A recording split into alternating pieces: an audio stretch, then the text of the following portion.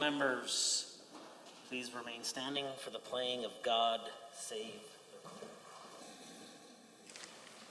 the Queen. God save our gracious Queen, long live our noble Queen. God save the Queen. Send her victorious, happy and glorious, long to reign over us. God save the Queen. Please be seated.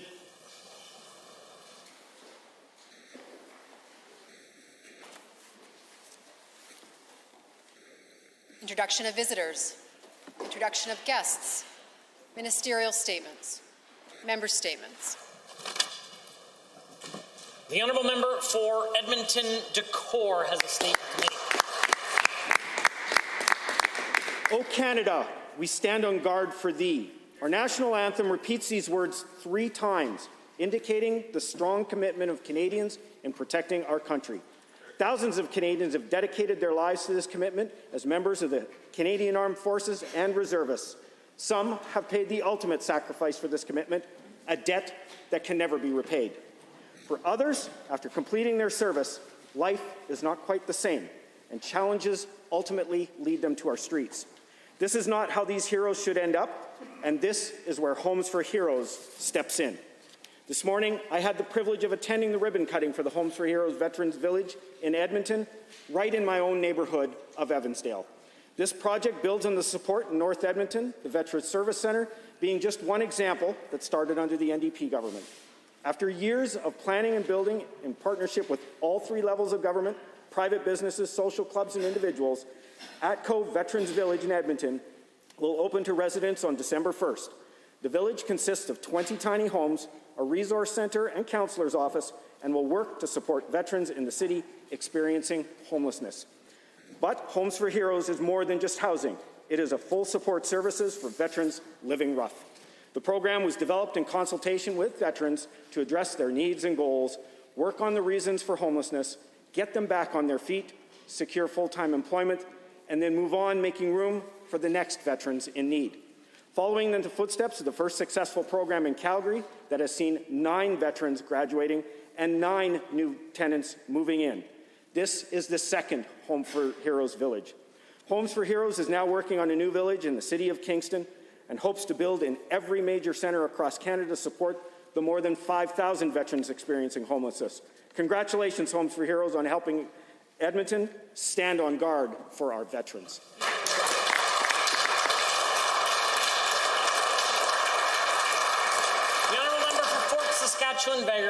Mr. Speaker, the opposition and their allies, the far-left activists, love to pretend that oil is dead. Well, I'm happy to say that reports of Alberta oil and gas being dead are greatly exaggerated. In fact, notions that oil and gas is going away anytime soon, quite frankly, is delusional. As economies around the globe recover from the negative impacts of COVID-19, demand for oil and gas is surging, so much that we are in the midst of a global energy shortage. Oil demand this month is expected to reach 99.9 million barrels a day, an increase of nearly 7 million barrels since January. In the month of September, there was a global deficit of 2.24 million barrels a day when comparing supply and demand. Just yesterday, President Biden announced that the United States will be releasing 50 million barrels of oil from their Strategic Petroleum Reserve. This is on top of similar moves by major oil-consuming countries. This is good news for Alberta's oil and gas industry. After several years that were really tough under the NDP and the unprecedented challenges of the COVID-19 pandemic, Alberta oil and gas has survived and has come back as the strongest and most resilient in the world. And as the world continues to strive for cleaner and lower emission energy, Alberta's oil and gas industry stands out as being the most innovative and environmentally responsible, continually meeting the highest standards. Here's some more good news. In recent months, Alberta has produced and exported more oil than we ever have before. Line 3 has been completed. Progress continues on TMX, and thanks to the business-friendly policies of this government, billions of dollars are pouring into value-added projects in Alberta. And guess what, Mr. Speaker? We're back. The honourable member for Camrose. Well, thank you, Mr. Speaker. Ambulance availability has been an issue in rural areas for quite some time now. There was an incident that happened recently at the Hardisty Health Care Centre that I'd like to address. Just a week before Halloween, a constituent of mine rushed to the Hardisty Health Centre only to find the emergency doors closed. Not being able to enter, they did the only thing they could, lay on the wooden bench outside. I'm here to tell their story. After calling 911, the only available ambulance was from Killam. This lengthy wait required Hardisty Health Care Centre to bring out a tank of oxygen. After arriving in Killam, Dr. Stan and his staff worked hard as they waited for stars. After arriving at the Royal Alexander Hospital in Edmonton and a multitude of tests, this constituent was sent to the University of Alberta Hospital to go through over 9 hours of surgery. Thankfully, they are okay now, but on a long road to recovery. There's something we learned about this incident, a way to make health care in the region of Camrose better. We need to make the availability of ambulances increase. The lack of available ambulance is a huge issue, especially when they are scooped up by cities for long-distance transportation. We can reduce the severity of incidents like these and improve the care for everyone by increasing the number of ambulances in rural areas to reduce response times. Reducing the wait and travel time for emergency care is important to me and all Albertans. It's particularly important for Camrose constituent residents. This brings to light just how much waiting one must do for an ambulance and the amount of travel time patients endure. On a moment's notice, one can be whisked away from one town to another or to a city far away, leaving loved ones behind, scrambling to find out where they've gone. I will continue to fight for ambulance availability for my Camrose constituents and all Albertans. Everyone deserves timely response. The honourable member for Lethbridge West. Well, last weekend, our party nominated our candidate for the next election in Lethbridge East. Former two-term Lethbridge City Councillor Rob Miyashiro was nominated in a hotly contested yet fair and friendly process with 4 candidates. As a former councillor and the executive director of the Lethbridge Senior Citizens Organization, Rob is a leader in our community and a fierce advocate for the people of Lethbridge. I know he's ready to join me in fighting for what matters for people in Southern Alberta: good jobs and a strong economy, affordability, and a strong public health care system. Now, the UCP war on doctors has led to a crisis in this province. From Lethbridge to Fort McMurray, Albertans can't even get access to basic medical care when they need it. Every day I hear from people in Lethbridge about how they can't find a family doctor, can't even go to a walk-in clinic. Instead, now people are driving hours to neighbouring communities. Meanwhile, the UCP record has also been a disaster for Lethbridge in other ways. Southern Alberta MLAs have sat back as this government attacked our frontline healthcare workers in the middle of a pandemic. Southern Alberta UCP have sat back and carried water for Australian billionaires as the UCP put up for sale signs on the eastern slopes. They have sat back as post-secondary in Lethbridge has been cut by tens of millions of dollars, putting jobs at risk that we have now, let alone our future. Alberta's NDP stands ready to fight for Lethbridge, to build a future for the city where everyone prospers and has access to the basic services that we all need. We will not let our community fall victim to cuts from a government trying to account for wasting billions on a no-jobs corporate handout and billions more on a pipeline that was clearly going to be cancelled. Those were this government's mistakes, not the people of Lethbridge's. So I know Rob Miyashiro will be standing up for us. I so look forward, Mr. Speaker, to having 2 NDP MLAs in Lethbridge in this House come 2023 or sooner, who knows. 2 voices to champion public health care, diversified economy, and Team Lethbridge. Thank you, Mr. Speaker. The honourable member for Lethbridge East. Thank you.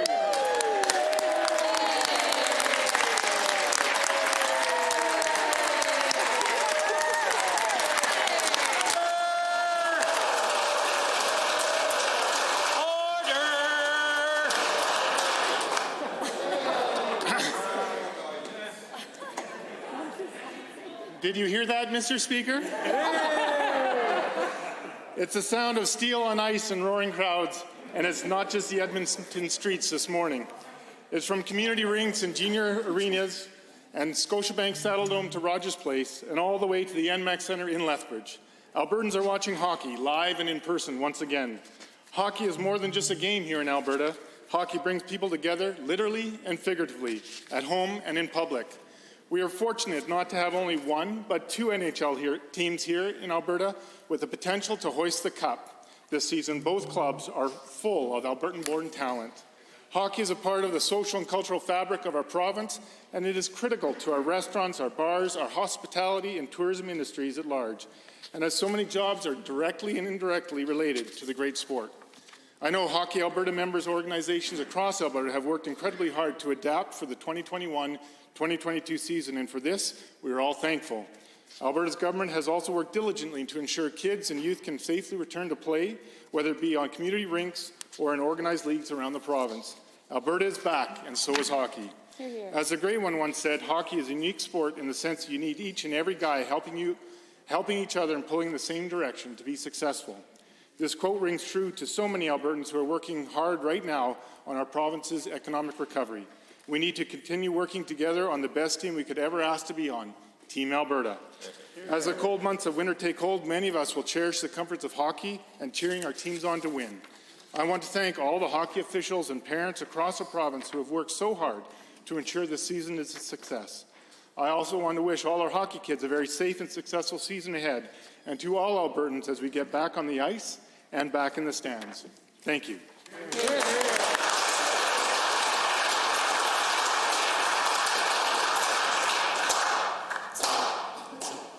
It's an unfortunate jersey choice, I might say.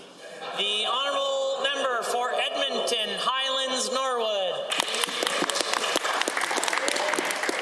Today, on the International Day for the Elimination of Violence Against Women, I ask that you all join me in taking a moment to recognize the survivors of violence, to remember those we've lost, and to rededicate ourselves to do more in our roles as elected representatives of our communities to end discrimination and violence against women, girls, and gender-diverse folks.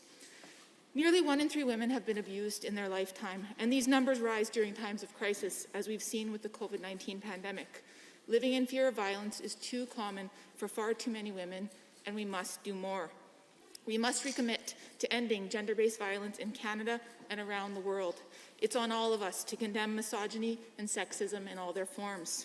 We must act on the missing and murdered Indigenous women, girls, and 2S LGBTQIA+ people National Action Plan that was presented earlier this year.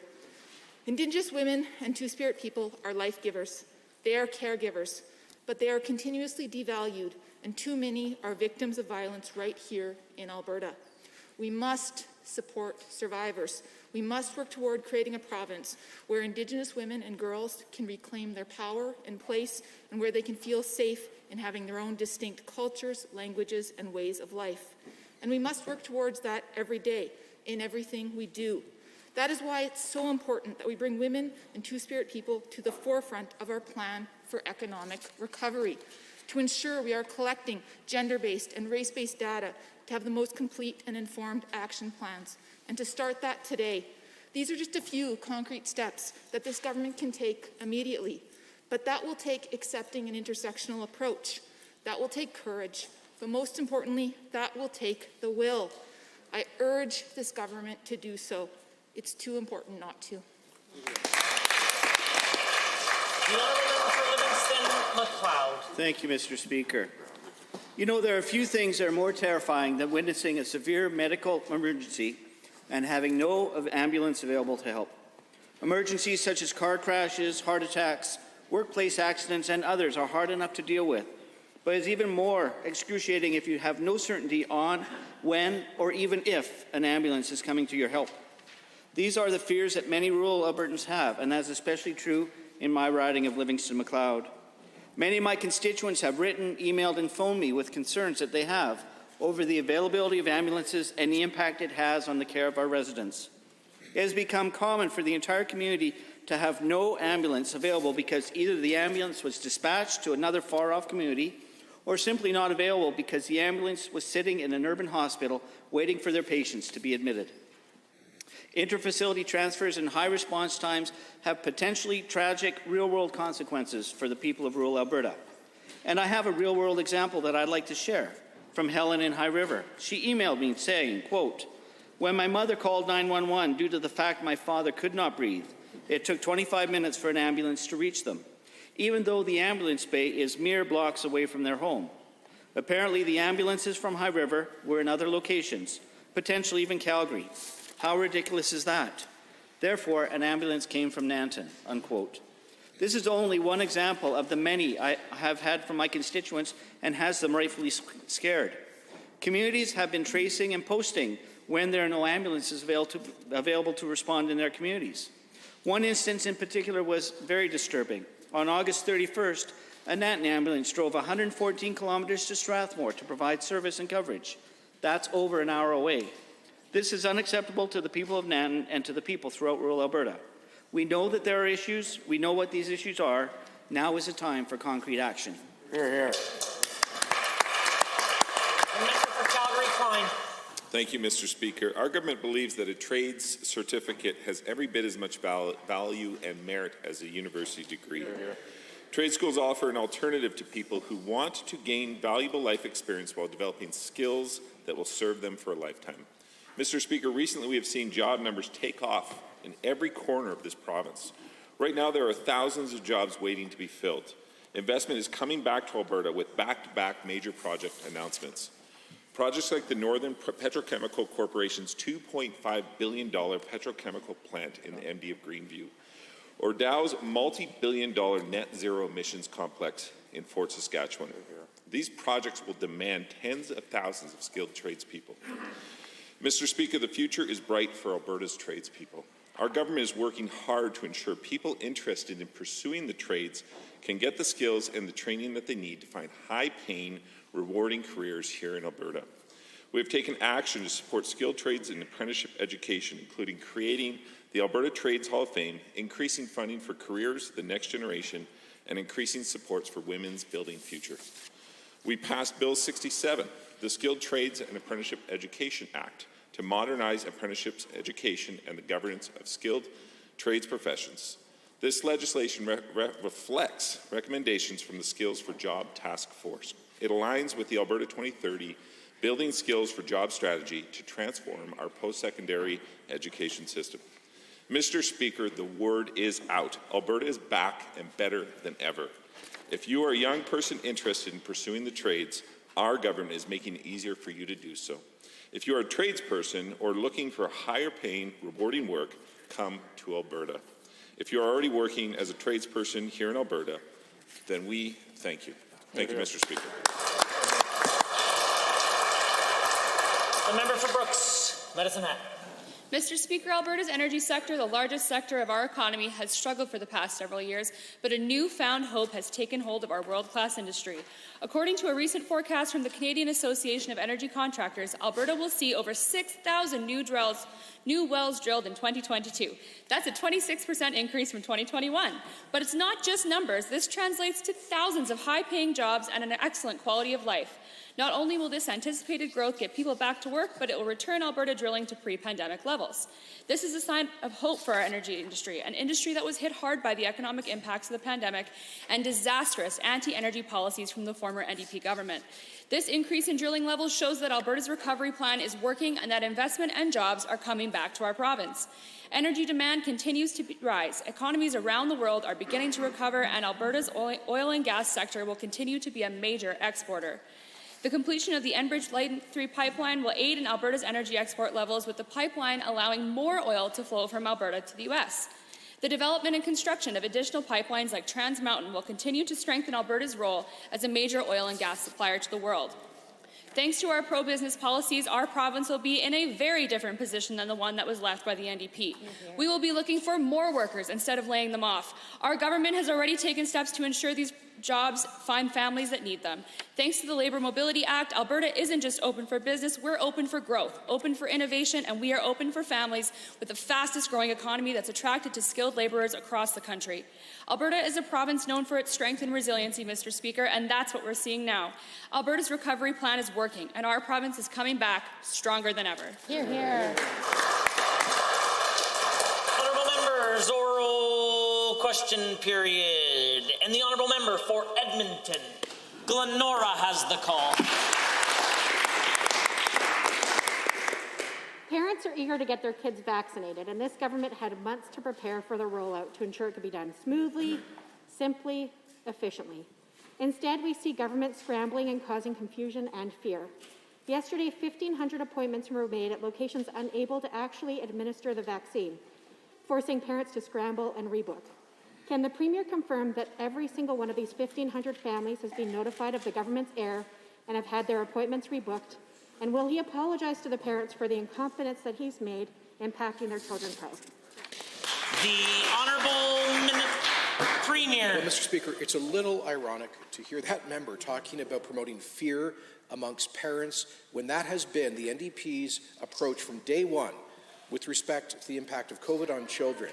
The reality is, Mr. Speaker, we've already had 55,000 bookings within the first 36 hours or so of the availability of online bookings for 5 to 11-year-olds. Mr. Speaker, the approach that Alberta is taking is similar to that of almost every other province. This allows parents to attend the vaccination with children and will ensure this happens efficiently. The honourable member for Edmonton, Glenora. The question was, can the Premier confirm that the 1,500 who booked, I know he's saying there were bookings, but the 1,500 who booked who there is no vaccine for have been notified so they can book somewhere else? Because families deserve better, Premier. The Premier and Health Minister promised Albertans that they had doses for everyone who wanted the vaccine and had a system in place to deliver it. However, many Red Deer families, the fourth largest city in Alberta, found that there were no vaccines for them yesterday when they went to book. Can the Premier explain how one of the largest cities in Alberta ran out of vaccines on day one? And will he commit to addressing this today? Because what are parents left to do? Drive to Edmonton, drive to Calgary, wait? The Honourable Minister of Health.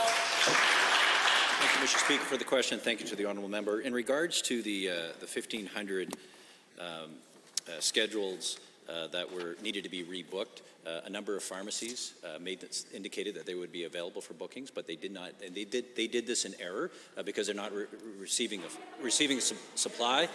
We advised them that this was an error, and then the individuals who made the bookings, they advised those individuals, and they booked through 811 or through other AHS sites. But, Mr. Speaker, we are focused on getting jabs and arms. 55,000 have already registered, and the supply is actually going to be ready for tomorrow. The honourable member.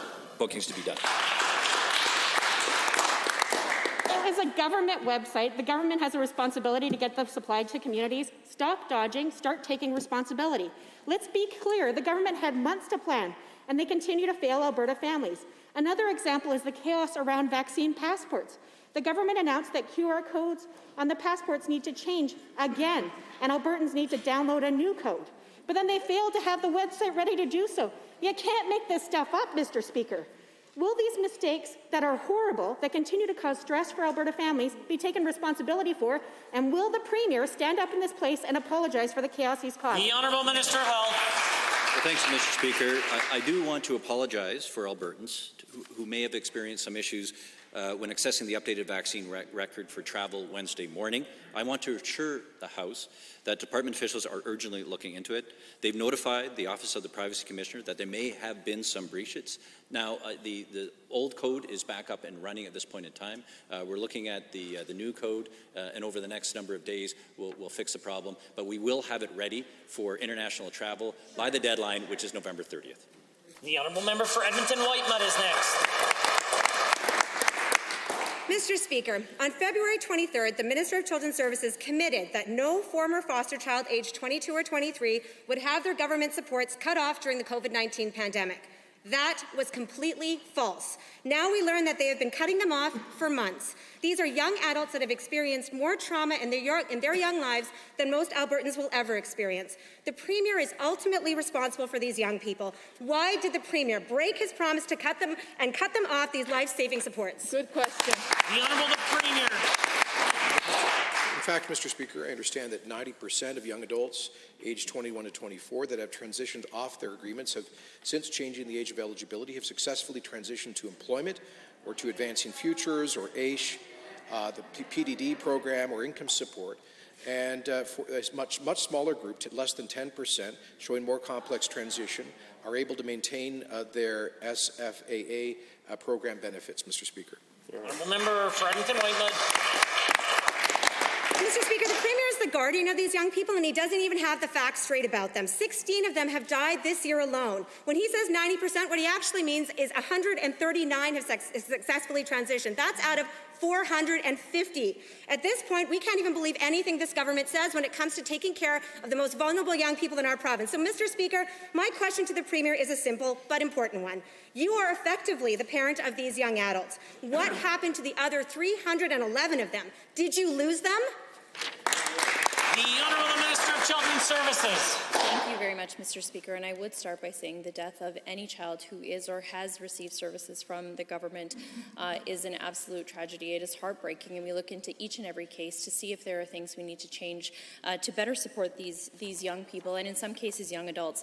Mr. Speaker, while some of these young people might be on a SAFA agreement, it is very true what the Premier has said, that 90% of the young adults who have transitioned off of their agreements since these program changes are made have in fact gone on to more appropriate adult programs. Mr. Speaker, sharing false information on something like this is dangerous and irresponsible. The Honourable member for Edmonton Whitemud. Mr. Speaker, by the Minister's own data, 311 of these young people have not been transitioned to adult supports, and we don't actually know what's happened to them. The Minister of Children's Services said yesterday that it was too soon to draw conclusions about why 34 children and young people in government care have died in the last 7 months. This is a heartbreaking amount of loss. 16 of these young people were relying on the very government supports that this government has cut. To the Premier, what more information could your government possibly need to know that your actions are having devastating consequences on the lives of young Albertans? The Honourable Minister of Children's Services. Mr. Speaker, I need to correct the record. These changes to this program were never about dollars. In fact, many of these young people continue to be supported by, in many cases, more appropriate adult support services for their unique and complex needs, Mr. Speaker. In the cases where it has not been safe or the needs are too great or complex for these young adults to transition into other programs, Mr. Speaker, they are remaining in this program, Mr. Speaker. And let me tell you, this year we increased the child intervention budget by $14.3 million to $879.8 million. We are improving the kinship care program. We created the Child and Youth Wellbeing Review Panel, Mr. Speaker. This is important work. Honourable member. Well, what the minister fails to say is that $14.3 million that she increased the budget by was cut from these young people who are transitioning out of care. That's how she found that $14.3 million. For more than 2 years, I've repeatedly asked for updates on the work that is being done on the 2017 Ministerial Panel on Child Intervention recommendations. They were due to all be fully implemented next year, work that should have been prioritized as soon as the pandemic hit. We brought the troubling trend of increased deaths to the attention of the minister more than 6 months ago, and yet she said yesterday she only started an internal review 2 weeks ago. So can the Premier tell this House why his government has taken so long to address a crisis that's unfolding right before their eyes? Honourable Minister of Children's Services. Thank you very much, Mr. Speaker. Once again, almost none of what the member opposite has just stated is true. No dollars were in fact cut right from the beginning, Mr. Speaker. It was very clear that these changes were needed because we need to do a better job of transitioning young people out of child intervention and into long-term placements, whether that's children under 18 or young adults who are transitioning into adulthood, Mr. Speaker, and we are not the only jurisdiction making those changes. We have a responsibility to make sure that there are natural supports in place and that this is more about dollars, Mr. Speaker. This is about successful lives of children as they transition out of care. The Honourable Member for Edmonton Whitemud. Well, the heartbreaking statistics of the number of children and young people have died is all the information this government should need to know that they're not doing their work properly. One of the panel recommendations that the ministry claims is complete is number 18, that the workforce of the ministry and contracted agencies reflects the population they serve. Since over 70% of children in care are Indigenous, this must mean that 70% of frontline staff are now Indigenous too, which would go a long way to address concerns around culturally appropriate care. Will the Premier confirm that this is true? How many Indigenous frontline workers have been hired in the last 2 years? And since we've all acknowledged how much more vulnerable families were during the pandemic, how many new case worker positions have been created and filled by this minister? The Honourable Minister of Children's Services. Thank you very much, Mr. Speaker. I would say this, that our door is always open, and I think, many of the members opposite have actually taken me up on that. Unfortunately, not ever the a member from Edmonton Whitemud. But Mr. Speaker, I will tell you that the all-party panel on child intervention did incredibly important work in making sure that there is transparency and accountability in terms of the reporting and finding out exactly what happens in each and every case so that we can do better for children and families in need, Mr. Speaker. As I said yesterday, work is underway or complete on all of the recommendations with the exception of longitudinal data. The honourable member. Thank you, Minister. That was a straightforward question about whether or not 70% of frontline staff are Indigenous. The answer should have been easy to provide. Mr. Speaker, two of the recommendations from the panel that were supposed to be completed last year were improvements to mental health and addiction services and improving service delivery for children and youth with disabilities. The Ministry of Children's Services is now 2 years behind on this. Research and data collection on short and long-term outcomes in the child intervention system was supposed to be completed by next year. But that work hasn't even been started. Can the Premier please explain why the very areas that we know most need attention, especially during the pandemic, has not been prioritized, and how he expects to improve outcomes for these children? The Honourable Minister of Children's Services. Thank you very much, Mr. Speaker. And I would say the mental health and well-being of children and young people across this province is something that we take very seriously. So much so, in fact, that we traveled the province with a panel of experts over the last number of months to hear from Albertans, parents, young people, as well as all of our community partners and those who support children right across the province to find out, Mr. Speaker, what they've been struggling with through the pandemic and how we as government and community partners can come together to help address that. Mr. Speaker, I do expect that the panel's report will be out in the coming weeks, and I do look forward to sharing that with the member opposite as well. The honourable member for Edmonton West Henday has a question.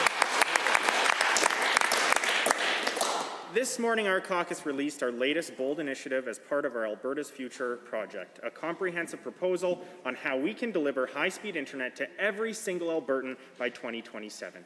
To date, all the UCP has announced is some funding for broadband, but no details beyond that. Nothing about how the money will be spent or when they hope to achieve universal broadband access for Albertans. To the Premier, what is the target date to delivering this critical infrastructure to all Albertans, or do you still not have one? The Honourable Premier has risen.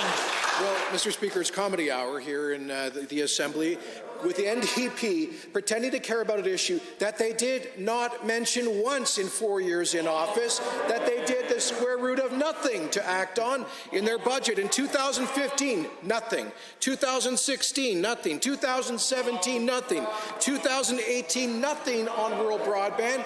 Mr. Speaker, this government has committed $150 million of our own funds to leverage another $850 million from federal and private sector sources. We are acting for the first time in decades for rural broadband. The honourable member for Edmonton West Henday.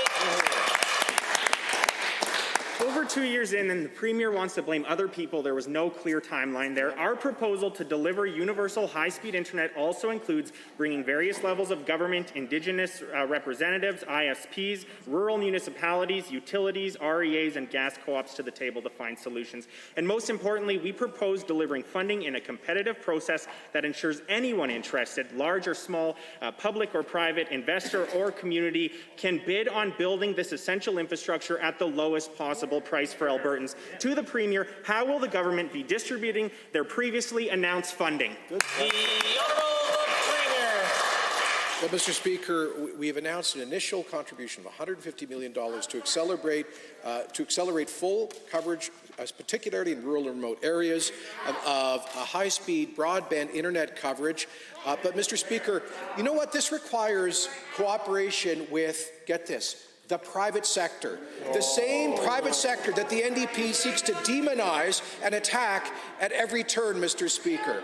The Minister of Service Alberta is working closely with private sector telcos, with the federal government to increase our investment overall to get 100% coverage. The honourable member for Edmonton West Henday.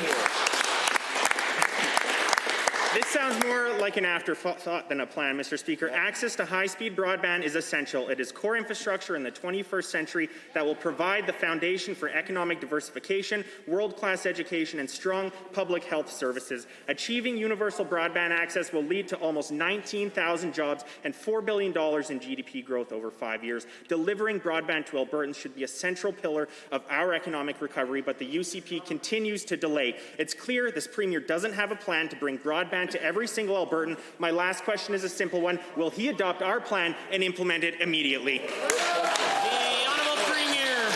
Mr. Mr. Speaker, absolutely not, because the NDP plan was to do nothing. This government is acting with real dollars for real investments, for real progress, for universal, except high-speed broadband internet coverage across the province, including rural and remote communities. Mr. Speaker, they had 4 years. They ran up historic deficits. They spent tens of billions of dollars on capital, but they couldn't find one red cent for rural broadband. Shame on the NDP. The honourable member for Peace River. Well, thank you, Mr. Speaker.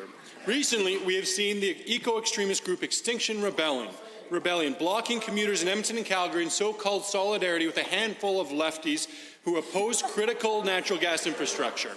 We have also seen the NDP recently pass a resolution supporting these eco-extremists who have, among other things, get this, glued their unclothed bodies to the London Stock Exchange. You can't make this stuff up.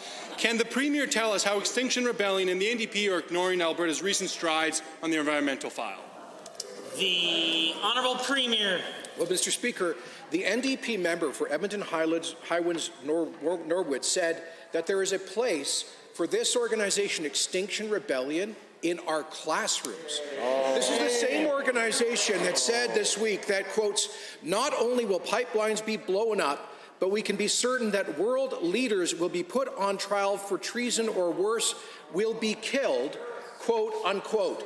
Why does the NDP think that an organization that explicitly supports violence, assassinations, and terrorism should be in our classrooms? The honourable member for Peace River. Thank you, Mr. Speaker, and through you to the Premier. And as the Premier mentioned, given that the NDP member from Edmonton Highland Norwood has indicated that Extinction Rebellion should share its extreme misanthropic views in our classrooms with our students, and given that the NDP caucus has made it extremely clear that they want nothing more than for oil and gas industry to fail, can the Premier please tell us about good news stories that we have brought about in the oil and gas industry in Alberta? The Honourable Premier.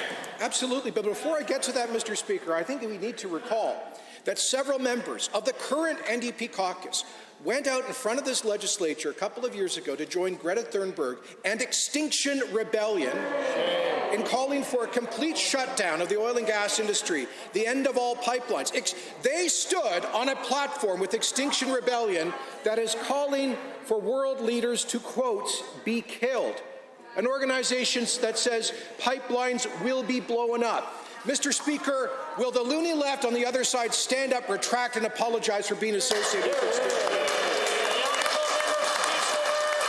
Thank you, Mr. Speaker, and through you to the Premier. Given that the loony left eco-extremist David Suzuki has recently threatened that pipeline infrastructure will be blown up, and given that is a clear dog whistle to his extremists and their supporters that they should engage in illegal, violent, and possibly even deadly behavior for the goal of blocking the infrastructure that makes this country great. And given that Extinction Rebellion's National Action and Strategy Coordinator said, quote, not only will pipelines be blown up, but we can be certain that world leaders will be put on trial for treason or worse, be killed. Direct quote, Mr. Speaker. Can the Premier tell us what our government is doing to protect our energy infrastructure? The Premier. Well, amongst other things, we passed the Defense of Critical Infrastructure Act, which the NDP opposed, Mr. Speaker. You know, meanwhile, their ideological fellow travelers are blocking traffic in Edmonton again on the high-level bridge, and get this, Mr. Speaker, with a propane heater. You cannot make this up. Oh. Mr. Speaker, why don't they stop playing footsies with the extreme left that is increasingly endorsing violence, even assassinations? Why don't they condemn David Suzuki, who said that Stephen Harper should be locked up? Why don't they speak up for Alberta oil and gas workers? Here, here.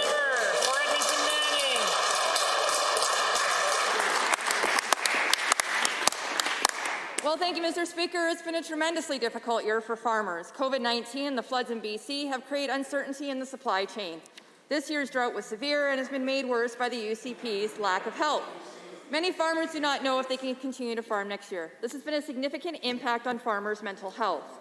Work in agriculture is challenging and unique. Mental health services must be tailored specifically.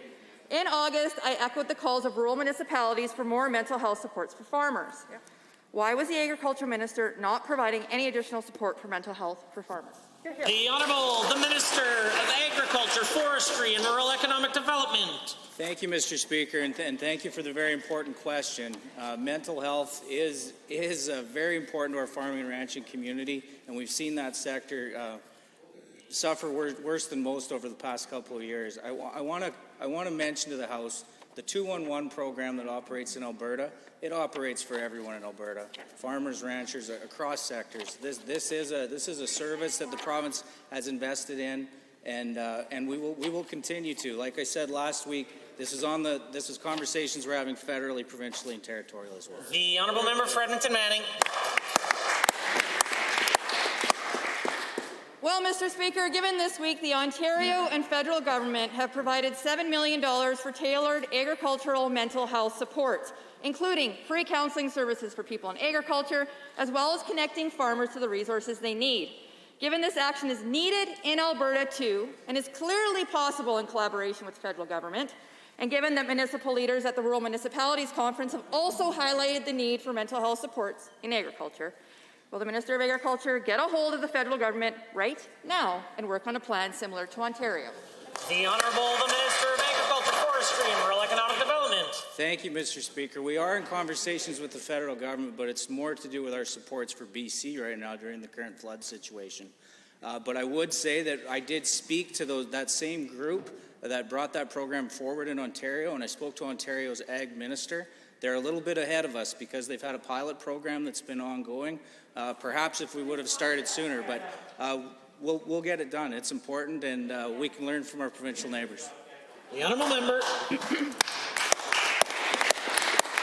Well, thank you, Mr. Speaker. Given that in August, I called for the creation of a 27-hour mental health specifically for agriculture, and given the Do More Agricultural Foundation has highlighted the need for this because rates of mental illness are higher in agriculture than any other lines of work, and this year the rates are worse.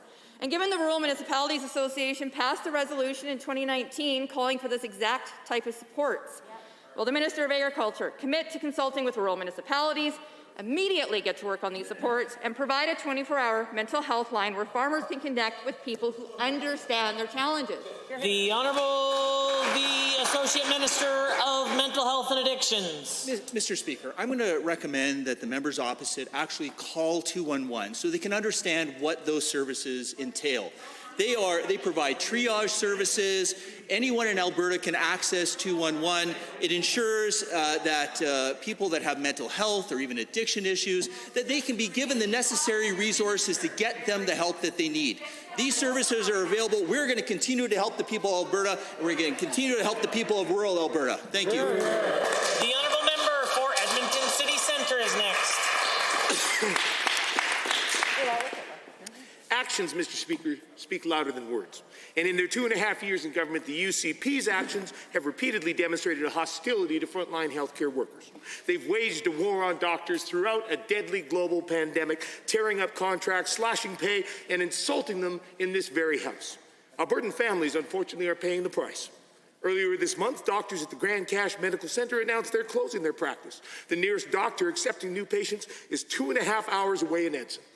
Why is this UCP government so intent on chasing doctors out of rural Alberta? The Honourable the Minister of Health. Mr. Speaker, our government and we are committed to ensuring Albertans have equitable access to health care across the entire province, including physicians no matter where they live.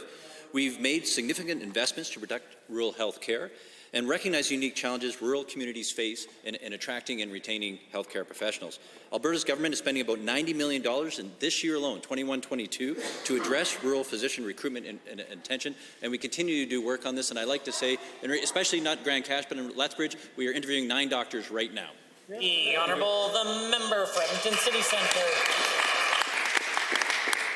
Well, Mr. Speaker, given that in Barrhead last week, Community Medical Director told the Chamber of Commerce that with 2 more doctors leaving, the town will only have half of the number of doctors they need. And given Dr. Kent Burns said losing those doctors would mean that expecting mothers will have to travel outside the community to give birth, and the emergency room may need to close over the Christmas holidays. Does this UCP Health Minister have a plan to prevent this? Will he commit that there will be no interruptions to the obstetrics or emergency services at the Barrhead Hospital because of his government's ongoing war with doctors? The Honourable the Minister of Health. Mr. Speaker, I want to start off with that we fully appreciate the tremendous work that our healthcare specialists and professions are doing in our province, particularly right now through COVID-19. We understand that there are challenges in rural areas, but doctors still continue, and the numbers still continue to increase in Alberta. But we have invested over, as I indicated, $90 million this year alone to address rural physician recruitment. This includes $57 million for the rural and remote northern program. This includes $6 million for the rural medical education, and far more, and we'll continue to do this. The honourable member. Given, Mr. Speaker, that actions speak louder than words, and given it's been almost exactly 2 years since this government began their campaign against Alberta doctors with the passage of Bill 21, which gave them the right to tear up contracts on a whim, and given that one of the main barriers to recruiting rural doctors is that this leaves them at the mercy of a spiteful and hostile UCP government, and given that this uncertainty has undone decades of recruitment and retention work by rural municipalities, will this UCP take the advice we've been giving them for 2 years, repeal Bill 21, and get back to the table with the AMA to sign a contract binding to both sides? The Honourable Minister of Health. Mr. Speaker, as the honourable member knows, we're paying the most for doctors this year and more than we ever had in the history of our province. Mr. Speaker, we are continuing to engage in conversations with the Alberta Medical Association. We're looking to resolve the issues. And Mr. Speaker, we have taken action. I had already listed not only the $90 million, that includes a number of items, including increased pay for rural physicians. It also includes a Rural Health Professions Action Plan, a locum program, and rural physician on-call program. Mr. Speaker, we are taking action, and we will provide the services that Albertans need for their health care. The honourable member for Cypress, Medicine Hat. The Premier and his enablers are desperate. They're going to use their majority to tip the balance on election financing in favor of the Premier and his enablers. The Justice Minister, who's a big fan of the Premier, tabled a bill that breaks political contribution limits that are in place because without them, we get an exchange situation in which individuals giving large donations to political candidates expect political concessions or big government contracts. Mr. Speaker, this is bad news for Alberta taxpayers. To the Premier, what is it about free, fair, balanced elections that scares you so much? The Honourable Minister of Justice. You know, Mr. Speaker, I am proud of Bill 81. And Mr. Speaker, what is bad for the people of our province is continuing to allow dark money, the AFL loophole, that has funneled hundreds of millions of dollars to influence our elections, to continue. That precisely, Mr. Speaker, is what Bill 81 seeks to nip. Second, Mr. Speaker, Bill 81 will also ensure that only Albertans can participate in their elections. The honourable member for Cypress Medicine Hat.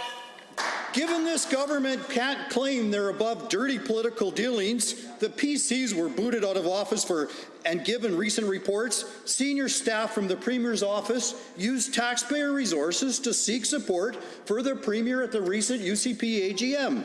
Given that your office has been caught lobbying political staff from the very companies that your government regulates and offers grants and contracts to, again to the Premier, they say money in politics is like water in pavement. It finds every crack and crevice. Why is your government taking a jackhammer to the political contribution rules? The Honourable Minister of Finance. Mr. Speaker, let me respond. I can tell you what we're working on. The question is nonsense, Mr. Speaker, from the member opposite. We're working on economic recovery. Mr. Speaker, this government and this Premier made a commitment to Albertans around jobs, the economy, and pipelines. Mr. Speaker, we're seeing jobs flood into the province. We're seeing investment come in by the billions, Mr. Speaker, and in spite of the NDP, we're getting pipelines built. The honourable member for Cypress Medicine Hat. Given that this is the most corrupt and unpopular government Albertans have ever seen, and given that under political contribution laws in Alberta, it is illegal for corporations to donate to political parties. Given that the Premier does not deny that third parties paid registration fees for the UCP AGM participants, which is illegal if the event turned a profit. Given that by the Premier's own numbers, the event should have grossed nearly $500,000. Again to the Premier, did this government not follow its own election finance laws by illegally funneling corporate money into the UCP? Point of order is noted at 218. The Honourable Minister of Justice. Mr. Speaker, that is nonsense coming from that member from Cyprus Medicine Hat. Mr. Speaker, the truth of the matter is this. Right now, PACs or third-party advertisers can funnel tens of millions of dollars to influence our elections. Guess what, Mr. Speaker? Bill 81 will cap that at $30,000 rather than multi-millions of dollars. So I am really not sure what that particular member is trying to get at. My hope is that if that is his concern, in fact, he should be supporting Bill 81. The Honourable Member for Lethbridge West has a question. Mr. Speaker, a resolution just passed this afternoon at the RMA convention demanding that the government immediately consult to improve capacity, delivery and performance of emergency medical services. Now, this after the government took over the entire EMS system and left it to buckle under the strain. The system is in crisis. We have already heard about this today in the House, Mr. Speaker, from rural MLAs. The number of code reds where no ambulances are available is skyrocketing. So how specifically will the Minister of Health respond to those legitimate concerns from rural communities and fix this problem? Or is it just the government's way or the highway? The Honourable Minister of Health. Thank you very much, Mr. Speaker, and thanks to the honourable member for the question. Mr. Speaker, this is an important issue. AHS's EMS services continue to deal with unprecedented volumes, around 30% increase in emergency calls that started this summer. I'm glad to see the latest data for October shows the pressure on the system is starting to come down, and calls, response times, hospital offload times are all down, Mr. Speaker. Now that pressure is due to several factors, including the COVID-19 pandemic, opioid overdoses, and people returning to regular levels of activity. But the system is under stress, but let me be clear, Mr. Speaker, if you call 911, you will get a response. The Honourable Member for Lethbridge West. Well, given it sounds, Mr. Speaker, like it's the highway where we'll find alarming numbers of rural Albertans driving themselves to a hospital in medical distress, and given that this government took over all EMS services against the objections of municipalities, and given that rural municipalities have seen an upward trend in wait times because it's taking forever for EMS to arrive on the scene, and given that this government made a commitment to maintain service levels, will the Minister of Health give us the number of code reds, how many more ambulances are on the road because of this consolidation fool's errand? How many more ambulances are on the road because of those decisions? The Honourable Minister of Health. Mr. Speaker, we recognize there are a problem, and we are dealing with it both short-term, medium-term, and long-term, Mr. Speaker. In fact, AHS allocated an extra $8.3 million this August to help address the issue. And Mr. Speaker, we have increased paramedic staff positions by 200 over the last 2 years. In addition, we recently launched the EMS Hours of Work project. We're studying the impact on changes to scheduling to be able to increase service and increase safety. We're also reviewing the status management, Mr. Speaker. We are aware of their problem. We are working on it, and it's getting. The Honourable Member. Well, given that these consolidation decisions are not working and they are putting communities at risk, and given that the government strategy on EMS seems to be drawing EMS resources from rural communities where resources are exhausted in major urban centres, and given that the solution to this problem in urban areas isn't punishing rural areas with longer wait times, that just puts lives at risk, to the Minister of Health, will he listen to rural Albertans, heed the calls of RMA to fix this crisis and emergency response time that was created by these UCP government public policy decisions, and also commit to RMA to telling them how many more units are on the road as a result of this disastrous decision? The Minister of Health. Mr. Speaker, I have been meeting with rural municipalities and smaller municipalities over the past 2 weeks, hearing their concerns. Definitely our government will listen and continue to listen to rural municipalities on the EMS issue. As already indicated, we have taken another number of measures, both short and medium term, and we'll also look at this issue in the long term. Mr. Speaker, it is important that the entire province and all Albertans have access to appropriate EMS service. That's what our commitment is, and that's what we will do. Member for Edmonton, Beverly Clareview. The UCP government is continuing to download costs to Alberta municipalities, causing property taxes to rise and services to be cut. One of the most concerning cuts has been the changes to the provincial disaster recovery program, while making municipalities pay for more while capping the maximum benefit per home owner. Disaster recovery costs in 2020 were $147 million, and the total could be much higher in any future year. Why does this government continue to burden communities when they need support? People are losing their homes. Mr. Speaker, do they even care? The Honourable the Minister of Children's Services. Thank you very much, Mr. Speaker. I will say that our government does provide financial assistance for uninsurable loss and damage caused by emergencies and disasters. Mr. Speaker, the cost and frequency of disasters is increasing, and we need to have a strong framework in place to reduce these risks. In 2021, the government introduced changes to the disaster recovery program to encourage Albertans to mitigate disaster risks by purchasing appropriate insurance, reducing property development in high-risk areas, relocating to less disaster-prone areas, and mitigating risks to their property, Mr. Speaker. Until these changes were introduced, Alberta was the only province that did not share the financial risk and liability of disaster recovery expenses. The Honourable Member for Edmonton Beverly Clairview. Downloading costs is their answer.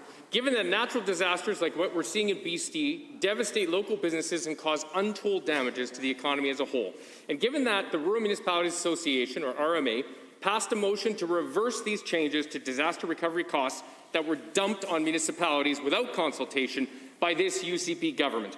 Given that former Fort McMurray Mayor Don Scott said this was another example of the government disadvantaging Wood Buffalo region, will the minister reverse these changes and to commit to actually working with Alberta municipalities?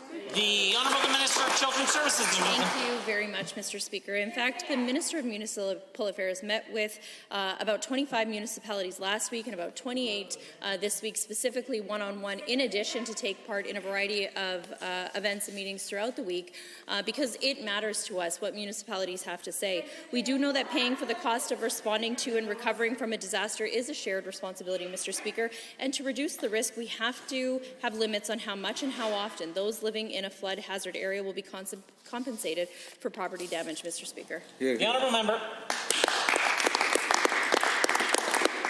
Given that the UCP's changes will also not allow for Albertans to relocate out of flood zones, and given that climate change disasters are expected to occur in higher frequency in the future, risking recurring damage and hardship to many Albertans, and given that this UCP government downloaded policing costs onto municipalities, cut funding to MSI, cut mental health supports, chased doctors and nurses out of communities, and made insurance more expensive across the province, why is this government kneecapping municipalities, forcing them to increase taxes on rural Albertans?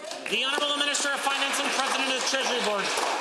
Well, Mr. Speaker, that just isn't accurate. The reality is, Mr. Speaker, Alberta can no longer afford to be an outlier in the cost of delivering government programs, Mr. Speaker. We're simply aligning our approach with that of other provinces to get this province on a sustainable fiscal trajectory. The members opposite pushed up costs in this province at a time when revenues were flat. Mr. Speaker, on that trajectory, it would have left hundreds of billions of dollars of additional costs for future generations. That's unacceptable. We're changing it. We will deliver to the next generation. The Honourable Member, Strathmore. Thank you, Mr. Speaker. Women in Alberta are incredible entrepreneurs. We work in every industry with success stories that inspire. For every 100 men in Alberta who are entrepreneurs, there are 80 women, and this is way higher than the national average. The Alberta Women in STEM Scholarship champions women in these often underrepresented fields. To the Associate Minister of Status of Women, how are you helping Alberta women to continue to be held in such high regard as we build our Alberta brand, supporting women in the workforce? The Honourable the Associate Minister of the Status of Women. Thank you, Mr. Speaker. You know, our province has a long history of incredible women who have made significant advances in fields and paved the way for others. And you know, I met some of them today. The MacEwan University Griffins women's soccer team came to the legislature to visit today after their amazing win at nationals, and it was so nice to meet those women. And we're supporting women and girls to pursue careers in STEM, and any woman who's eager to advance gender equality in any field. And we're doing that through the Person's Case Scholarship. These strategic investments in women are an important part of Alberta's The Honourable Member for Tidsmere Strathmore. Thank you so much. And given that our government knows that women in this province are resilient and innovative and incredibly hardworking, and given that women in construction saw their highest entry into construction and transportation in 2013, and given that right now we continue to look at mentors in underrepresented fields like operations, truck drivers, and procurement, to the Minister of Transportation, what are you doing everything to help the advancement of women in these careers and the growth opportunities in tech and transportation sectors. The Honourable Minister of the Associate Minister of the Status of Women. Thank you, Mr. Speaker. Alberta's recovery plan is a plan to build, diversify and create jobs across the province. And there's no doubt that the innovative, resilient and hardworking women of our province are going to help make this plan a success. Mr. Speaker, our government is supporting women who may want to pursue professional driving careers while bridging the gender gap. Alberta Transportation is in the midst of the second intake for the Driving Back to Work program, with several women already making it through the first intake. We've seen a 2.5% increase in women who hold Class 1 driver's licenses in Canada in 2020. As well, Mr. Speaker, Alberta has the highest rate of female technology CEOs in Canada. The Honourable Member for Chestermere-Strathmore. Thank you so much. And given that women have collaborating superpowers, thinking and dreaming and acting on entrepreneurial skills that are inside established corporations, and given that corporate entrepreneurship is a roadmap for change, and it requires networks and actions on diversity and inclusion in the workplace. And this is how we build capacity and remove toxic behavior from our work environment. To the Minister of Jobs, Economy and Innovation, could you please explain how we as a government are elevating women entrepreneurs? The Honourable the Associate Minister of the Status of Women. Thank you, Mr. Speaker. Women entrepreneurs in our province are strong leaders who have an important role to play in Alberta's economic recovery. They show grit and resilience as they adapt and pivot their businesses to find new ways of staying connected to their clients and their communities. We're supporting women in the workforce and women wanting to get back into the workforce with programs like the Jobs Now, New Deal Childcare, or the new childcare deal, scholarships, and integrated and workplace training, just to name a few. Mr. Speaker, this week is Women's Entrepreneurship Week, and I express my deep gratitude for all that business women owners do to contribute to our province. The Opposition, the Honourable Member for Edmonton City Centre, the Opposition House Leader. Mr. Speaker, earlier this month, the Canada Pension Plan Investment Board reported a record 10-year annualized net return of nearly 12%.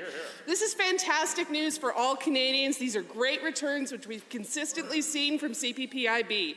Many Albertans rely now or will in the future on a CPP retirement pension, which is why the government's plan to create an Alberta pension plan continues to be an issue I hear about from constituents.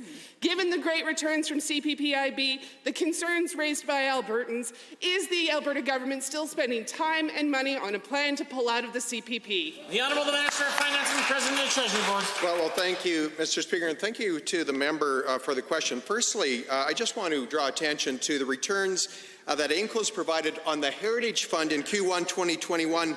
Mr. Speaker, it's 5.5%. Ultimately in the quarter. That's annualized 22% return. I just want to point that out, Mr. Speaker, a tremendous return. But yes, we are continuing to evaluate the opportunities and risks of an Alberta pension plan, Mr. Speaker. We believe we owe that to Albertans, and we're looking forward to moving forward with that discussion at the appropriate time. The Opposition House Leader. Mr. Speaker, our official opposition personally delivered tens of thousands of letters from Albertans to the Premier's office asking him to stop their attacks on the retirements. Given the Fair Deal panel traveled Alberta promoting this plan and only found 42% support for the idea of leaving CPP, and given that economists, academics, Albertans, and UCP members themselves have rejected the Premier's Alberta pension plan, can the Premier tell the House how much longer he'll keep earplugs in, even as opposition to his expensive, risky pension scheme comes from inside his own party? The Honourable the Minister of Finance. Mr. Speaker, we're going to listen to Albertans on this issue of an Alberta pension plan, Mr. Speaker. The Fair Deal panel reported back to this government and recommended that we develop a comprehensive plan to create an Alberta pension plan and then go to Albertans in the form of a referendum. Mr. Speaker, we're doing that. It's a complex issue. There's much work to do, actuarial work, econometric work. We're getting that work done so that we and Albertans can be informed about an Alberta pension plan. The Honourable Member. Given Albertans have said no, given that the Premier claims to be an enthusiastic participant in democracy, but only when he likes the answer or when his political action committee is paying for votes. Yeah. And given that if democracy was to prevail, there is a sound rejection of the Premier's plans to mess with the retirements of Albertans. And given that we saw the Premier was whipping votes at his own AGM and he still couldn't get support for an Alberta pension plan, will the Premier finally admit that this policy does not have the support to move forward? Can the Premier promise Albertans that he won't play around needlessly with their retirements? Here, here. The Honourable Minister of Finance. Mr. Speaker, that simply is not true. The only people saying no are the NDP. They're saying no to Albertans to understand the opportunity that might be there with an Alberta pension plan. They say no to every pipeline that's ever been envisioned in modern history, most recently encouraging the blockade of Coastal GasLink. Mr. Speaker, fortunately, they're not prevailing.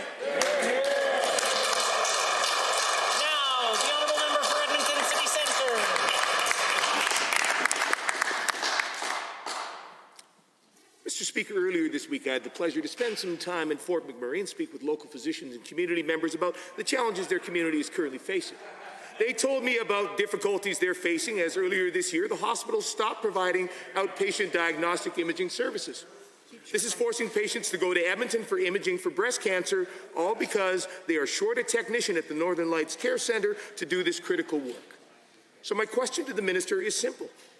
Why has his government not addressed this problem yet? You're here. The Honourable Minister of Health. Mr. Speaker, our government is committed to providing equitable access to health care across the entire province, including in Fort McMurray. Mr. Speaker, there's challenges in certain professions in regards to attracting and retention.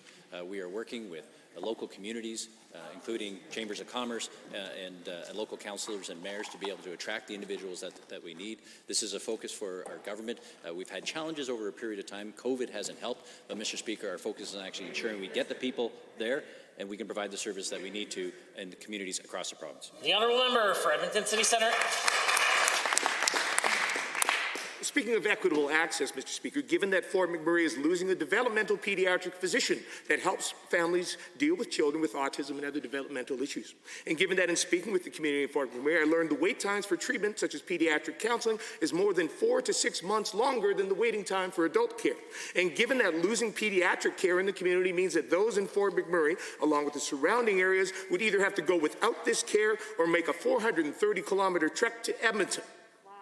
Is the minister concerned that such a critical physician is leaving the region? And if so, what does he intend to do about it? Here, here. The Honourable Minister of Health. Mr. Speaker, again, we are aware of some of the challenges that we are facing across the province in terms of attracting and retaining individuals.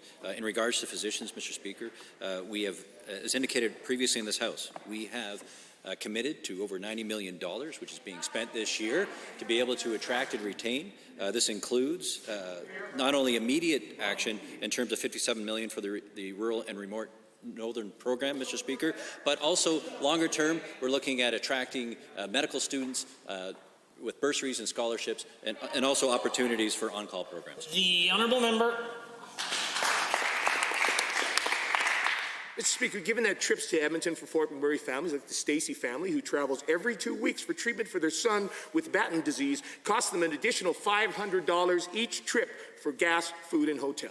And given that Fort McMurray's GoFundMe website has dozens of pleas to help cover massive travel bills for treating everything from cancer to workplace injuries that aren't able to be treated locally. And given that without these services, more and more from Fort McMurray will have to choose to leave that community to the minister. What is this government's plan to ensure Fort McMurray has the services needed so people can afford to stay healthy and live in the community?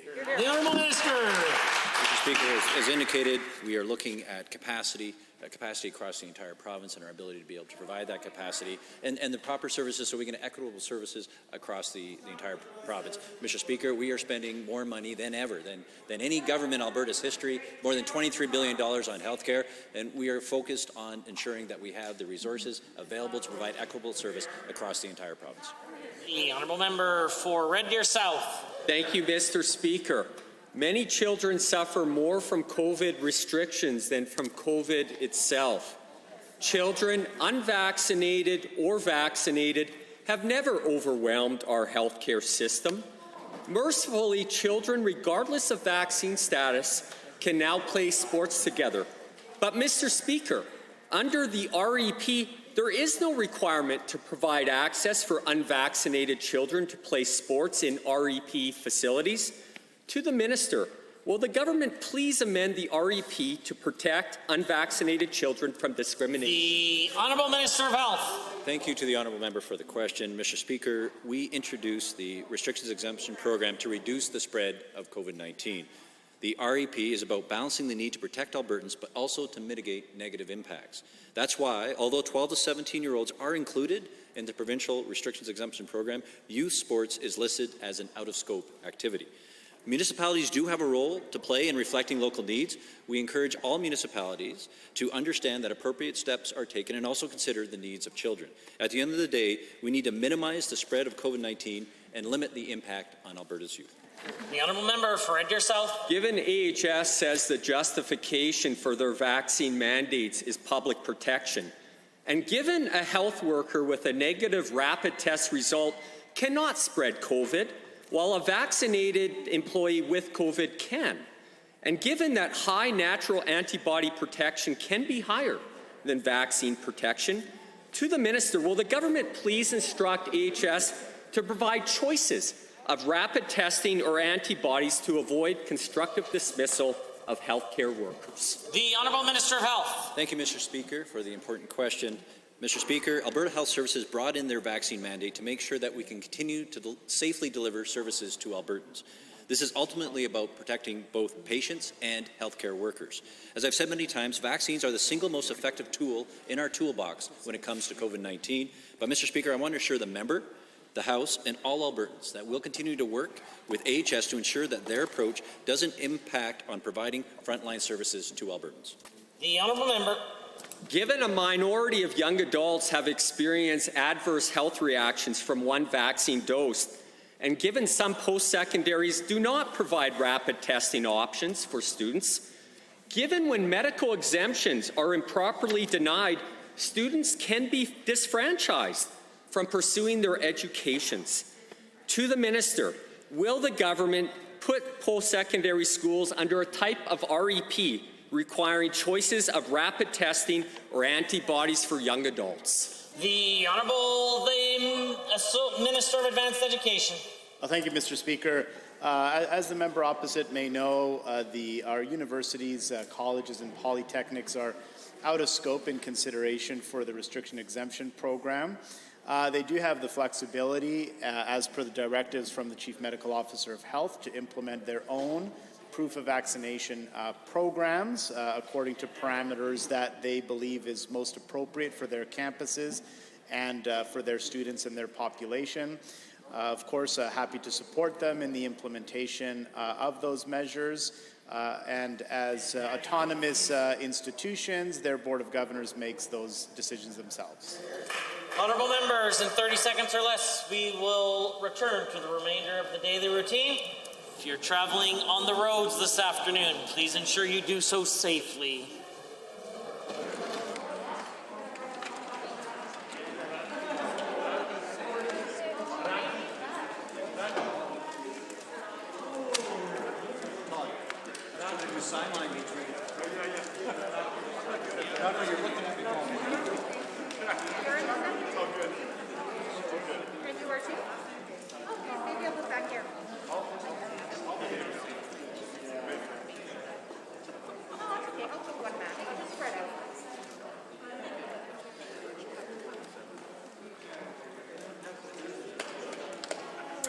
Presenting reports by standing and special committees. Presenting petitions. Notices of motions. The Deputy Government House Leader.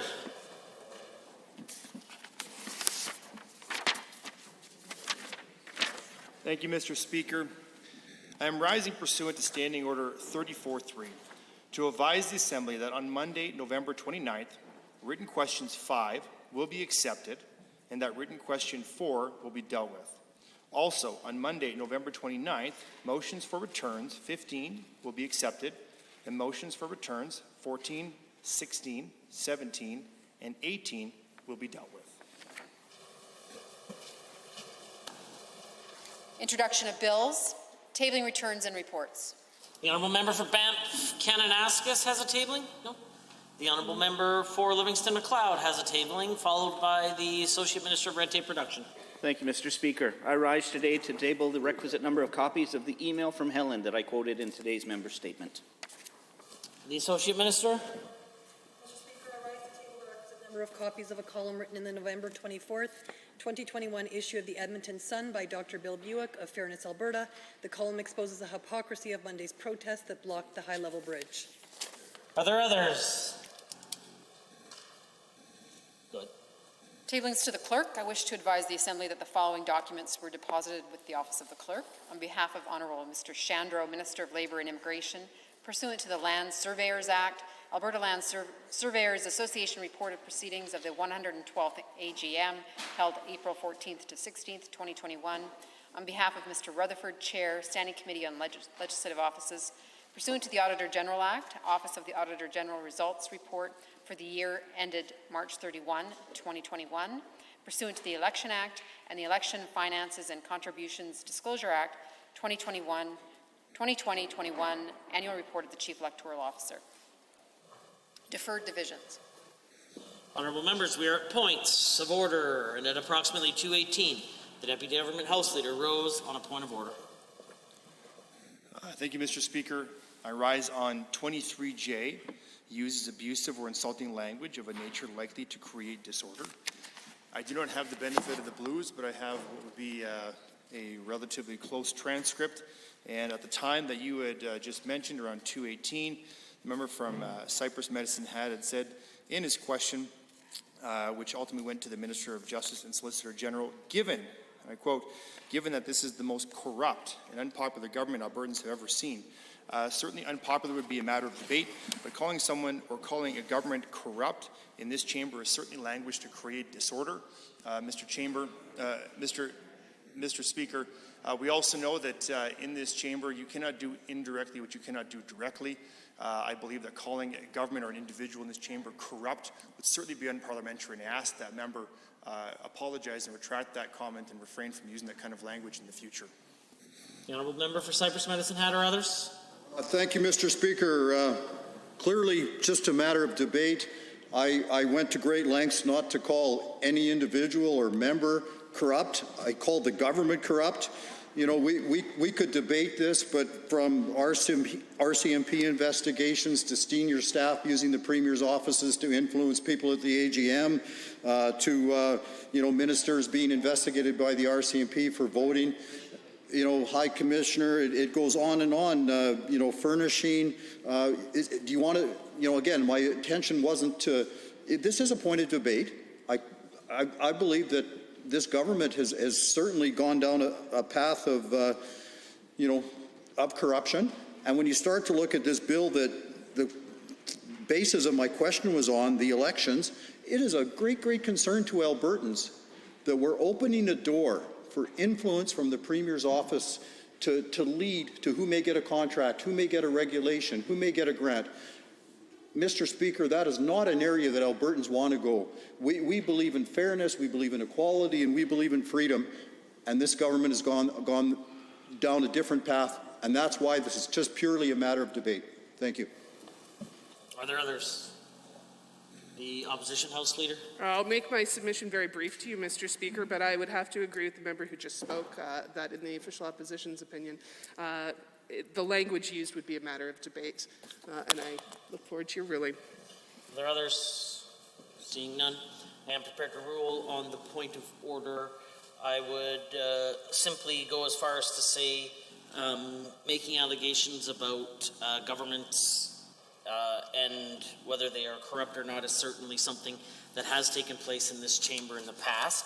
I think members ought to not enter into it lightly. It is certainly strong language that has the potential of creating disorder. So I'm going to provide a caution at this point in time and encourage members to use their ability for freedom of speech responsibly, but it's not a point of order at this time. I consider this matter dealt with and concluded. We are at orders of the day, orders du jour. Government bills and orders for third reading. Bill 85, Education Statutes, Students First Amendment Act 2021. Adjourn debate. Mr. Schmidt. Honourable members, are there others wishing to join in the debate of Bill 85? The Honourable Member for Edmonton Glenora has risen. Thank you very much, Mr. Speaker, and I am pleased to rise today and vote on Bill 85. I imagine we'll vote on it. The Education Statutes Amendment Act, which the Minister has chosen to title Students First.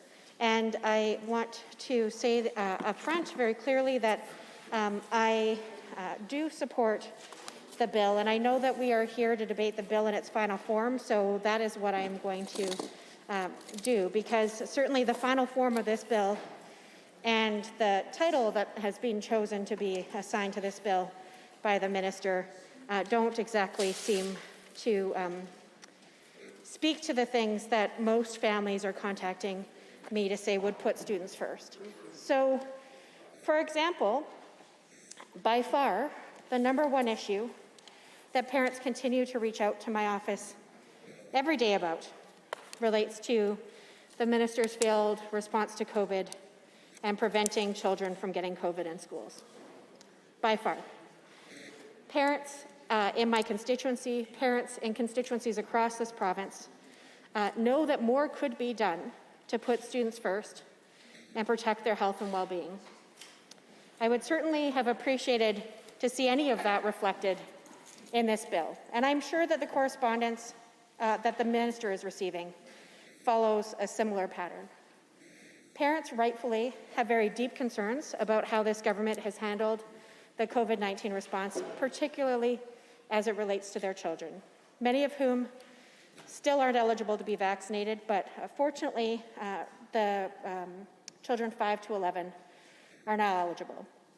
And when parents say, why is it that my child is getting vaccines for other things in school this very week, we know that there have been many media reports about children getting vaccines in school for one thing, which actually means that they have to delay now by 14 days their COVID-19 vaccine. Why is it that my child isn't getting their COVID-19 vaccine in schools this week? If we can be vaccinating for other things, why can't we be vaccinating for COVID? That would put students and families first. If you actually wanted to look at having massive uptake and reducing risk for children and staff, we could get rid of the barriers and make life easier for families. That certainly could be included in the final form of this bill. Instead, we have a minister, a premier, and many MLAs, including the MLA from Red Deer South, who just went on at great length trying to downplay the consequences directly on children. And Madam Speaker, I need to acknowledge that nearly 80,000 kids in Alberta who are school age have acquired COVID-19 already in this province. And we don't know how many of those got it at school, partially because this government made an intentional decision in the summer to get rid of testing, tracing, and isolation requirements for society. And we know that there was a massive pushback because many families were thinking about their children and they were putting their students first when they were thinking about their return back to school. And fortunately, the government reversed 2 out of those 3. They said, okay, if you are sick with COVID, you should probably stay at home. Can't believe the government had to reverse their position on that one. I can't believe they made the decision originally to say, feel free to run rampant in the community with COVID, including its variants. But that's what the government said. They did reverse their mind on that one. That's good. They told people to stay home when they're sick, and especially when they have COVID. Number 2, they said, okay, we will continue with tracing. Thank goodness, because we were on the eve of the 4th wave. The 4th wave was crashing onto our province, onto our communities, and students who we were getting ready to have go back to school were experiencing this. The government said, okay, we're going to continue with testing, so testing and isolation, but they said tracing's out. We're not even going to try tracing because many people within the government will continue to say and downplay the negative long-term consequences on children and families. And I think that that's dangerous. I think that that's cruel, and I think that it's resulted in far more suffering than was ever necessary in this province. So the government decided that they were going to get rid of tracing. They were going to pretend that there was no need to actually trace where kids get cases. And as a direct consequence, many schools had many, many cases. And I know the minister tries to play silly points in time when it comes to manipulating the numbers, but I will tell you, my neighbors, my friends, whose children go to West Glen School, over 80 kids in that school got COVID this fall. And it's not a big school. It was about a quarter of the population. And many of them brought it home to their families. And many of those parents got breakthrough COVID. And many of those grandparents also got COVID. And even if we try to downplay the negative health consequences on those individual children, and I think it's dangerous to do that because we have even had toddlers in this province. In the last week, we had a toddler in this province die who had COVID. So continuing to downplay the serious health consequences on children, I think, is dangerous. But there are also health consequences to the people who love them and who they engage with regularly. So for the government to bring this bill into this place and to ask us to pass it in its final reading and third, without acknowledging the significant issue that is front of mind for many Alberta families, and if you actually wanted to put students first, you would focus on limiting risk that children are being told to face each and every day. Because we do know that there are permanent negative health consequences for many children. And when we stand in this place and ask about children who have been harmed, and the government often says, one child is one too many. That is absolutely true.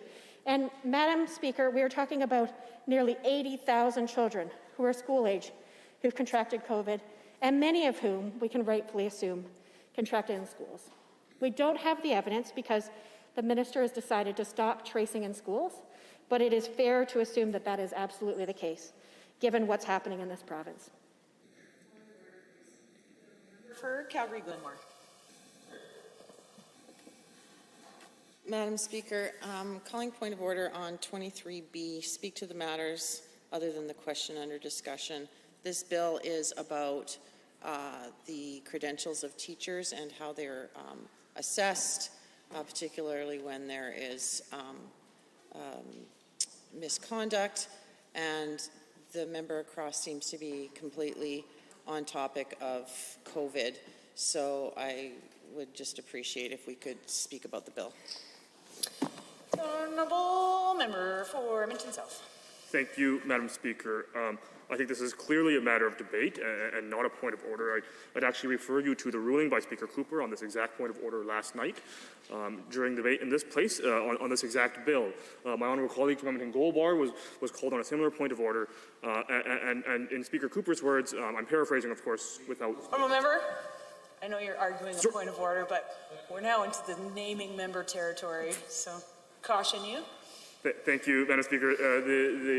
In the Speaker's words, in his words last night, I'm paraphrasing, of course, he elaborated that in third reading we are commenting on the final phase of the bill, and in that context, and having the ability to comment on the bill with relation to other matters which the government is doing, and how we feel now that all of the amendments are completed in the committee process, that certainly the widest latitude must be given to members, and I think my honourable colleague here from Edmonton Glenora is spending her time commenting on the bill in its final form and commenting on where the bill is lacking in its final form, and I think that's certainly a matter of debate, and I would encourage you to rule as such and allow us to continue, because I know that the whip feels it's important to defend her minister, who does have an abysmal track record on COVID-19, does have an abysmal track record of protecting students in schools, does have an abysmal track record on ensuring we have safe school spaces, and I appreciate the deputy government whip wants to defend the minister and wants to defend the government, but at this time, I think it is a matter of debate that we do have the opportunity to have these discussions and comment on how this government has failed Albertans, continues to fail families, and continues to fail this province. Thank you. Honourable members are seeking clarification on matters that happened in this House earlier, in which I understand we're in a committee phase. However, listening to the arguments here at hand, I'm actually shocked it took that long to call a point of order on the relevancy of this matter. Well, I think many of the points of the argument that were being made can be relevant to this bill. I'm just waiting for that to make a little bit more sense in the matter at hand. So I'll ask the honourable member for Edmonton-Glenora to continue with her remarks with that in mind. Thank you, Madam Speaker, and I'm always happy to comply with your rulings. And just for further clarification, it was in third reading last night that the same point of order was called. And sorry, I don't make my ruling based on previous ruling because I think there may be a discrepancy.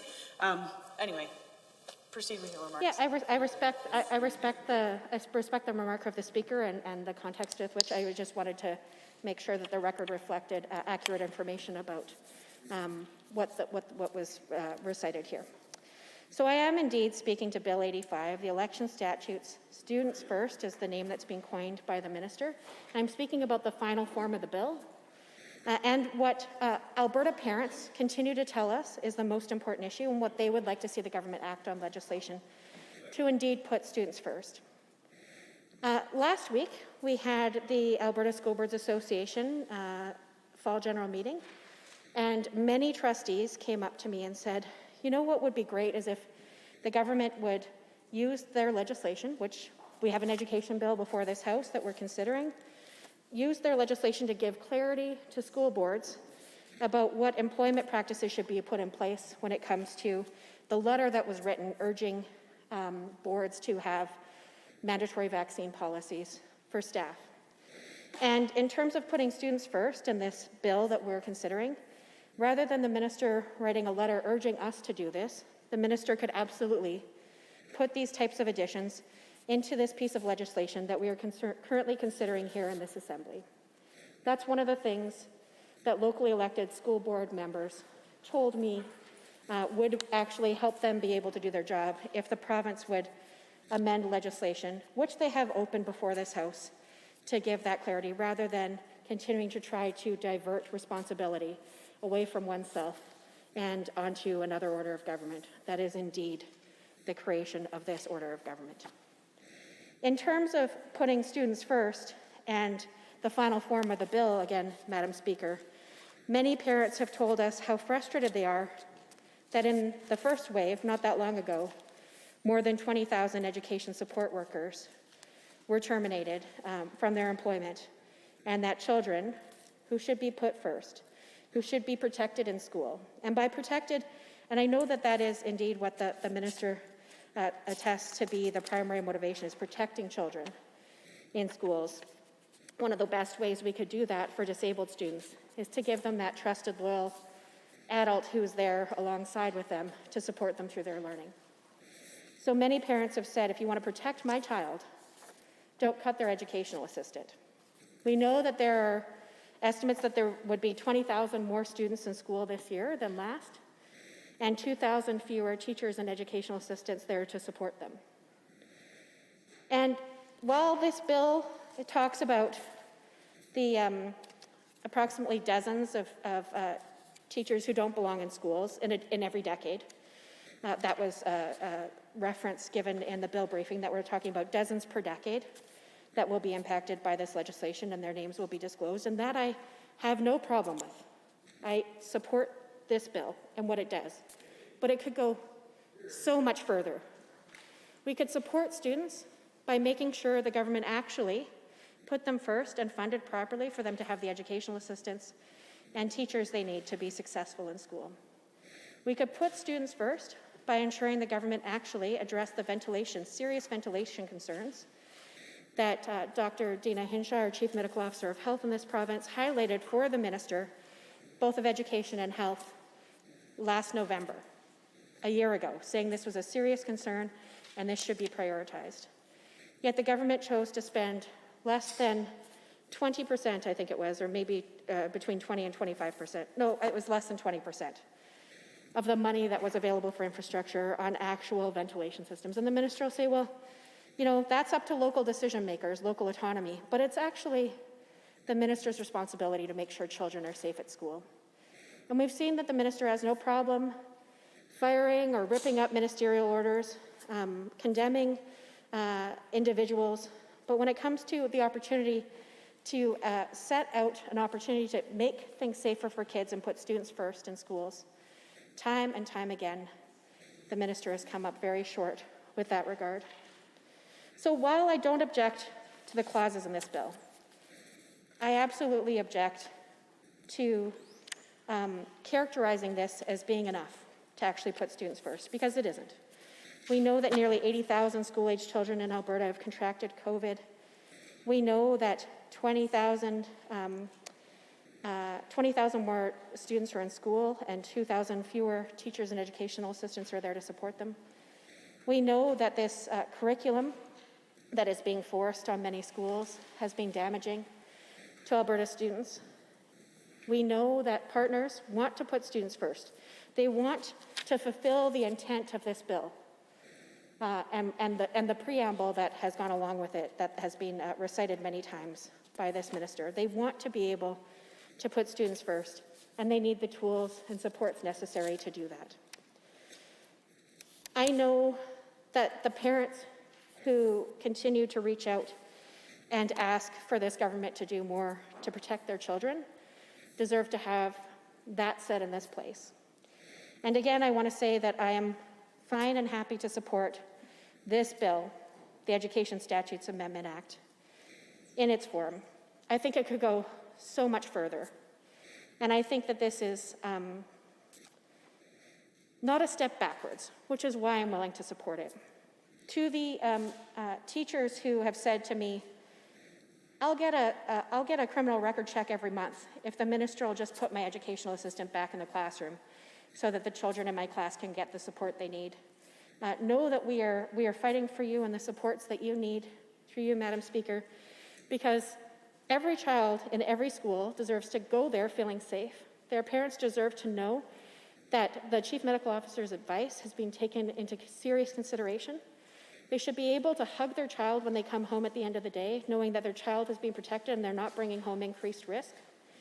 And that certainly hasn't been the case for most Alberta children over the last 2 years under this minister's leadership. So again, I'm willing to support this bill.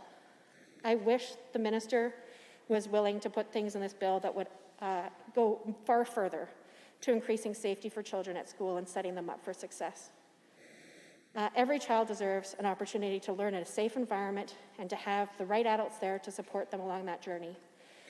And the minister's words are lovely. The actions have been far from sufficient. And again, to reiterate that there has been means made available, but the ministers failed to make them a priority. Last year, the education budget was underspent by such a significant amount. And we've put forward recommendations on how that money could be allocated this year to put students first, to fulfill the intentions or the words that have been ascribed to this bill. One, for example, was the addition of a mental health therapist for each and every school. And many parents have told me what a big difference this would make in their lives. Even those who have the means to be able to pay for outside counseling services say adding one more appointment to their list, adding one more task, having to transport their child, has made life much more difficult this year. And we know that many, many, many can't afford those services privately. So having a mental health therapist available at each and every school would be an example of how we could demonstrate that we're putting children first. Are there other members wishing to speak to the bill? Seeing none. Would the Honourable Minister of Education like to close debate? I would. Thank you, Madam Speaker. To start with, Madam Speaker, it would take me hours to correct the misinformation that the member opposite from Edmonton, Glenora, just shared with, and I apologize that I don't have hours here to correct all of the information.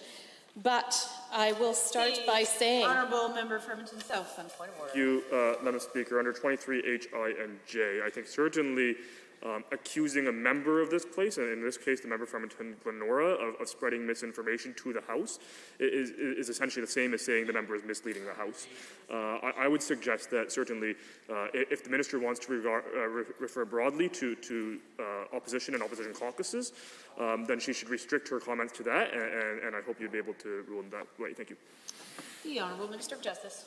Thank you, Madam Speaker. Madam Speaker, this is not a point of order. This is a matter of debate.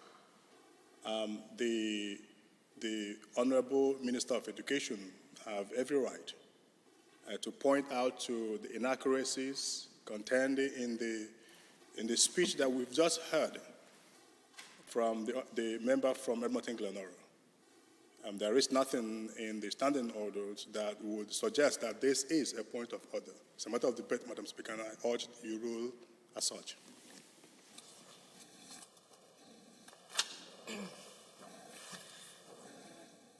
Are you providing additional comments? The Honourable Member for Calgary-McCall. I think that was the very definition of the point of order when you are accusing, singling out a member and saying that they are telling misinformation. The Minister has every right to disagree and provide alternative facts, but I don't think that within the standing order, the Minister can get up and accuse any member of this House, single out that member and say that he shared misinformation. So it is clearly a point of order. Thank you for providing the additional comment, in which I think is helpful for my ruling, as we are 20 seconds into the Honourable Minister's speech. I think there might be plenty of time to explain the things and why she makes the statements that she does, in which I will allow, and I am sure she is about to make those points. So, the Honourable Minister of Education. Well, thank you, Madam Speaker. And yes, there's many things that I could share in terms of the facts that are around COVID and all of the other things that were being discussed, the mandatory vaccine policy curriculum, all of which have nothing to do with Bill 85, Madam Speaker. Bill 85, the Education Statute, Students' First Amendment Act 2021, is about disciplinary matters with teachers and teacher leaders. I listened carefully, Madam Speaker, to all of the debate, and I have to say there was no debate. And so I guess, in one sense, I have to think that this is a positive thing, that in fact, we got it right. There was nothing that the members opposite were able to criticize us on. There was nothing. There were no amendments made. But, Madam Speaker, they spent all of their time talking about the title versus the content of what this bill is. Madam Speaker, they spent most of their time addressing personal attacks on myself and on my ministry and on Alberta Health for all of the great work that Alberta Health did in terms of contact tracing and contact notification versus actually the substance of this bill. It was disappointing, Madam Speaker, that the members opposite continue to play politics with everything. It just was so disheartening to see that, in fact, I believe the members opposite would prefer to leave things status quo. Status quo that really puts the value more on the perpetrator than on the victim. It seems to highlight that the perpetrator should have more consideration than the victim. And Mr. Speaker, or Madam Speaker, I totally disagree with that. I was raised, when you see something that's wrong, you go and fix it. And when I started seeing cases cross my desk, and some of the most egregious cases I've seen of young children being abused by people they should value and that should be protecting them, their teachers, their coaches that are in our schools. Madam Speaker, that's unacceptable. And the fact that we don't want to make that process better, we don't want to make it more transparent, we don't want parents to have more confidence that we're dealing with these cases transparently and in a timely manner, that's unacceptable. So, Madam Speaker, I brought forward Bill 85, and I'm proud that I brought it forward. It is not redundant. It is not a distraction. It is what is right. It is what is needed. And I'm glad to hear that the members opposite want a further, larger conversation that we can do more, and I agree, we can do more. I am proud of my record of defending children. I've done it all my life. I'm a mother of 7, a grandmother of 7.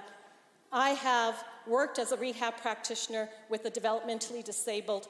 I've looked after the underdog all my life, and I'm not going to stop now. And I really want this bill to go through, and I do believe we can do more, and I welcome everyone to join me in doing more. Thank you.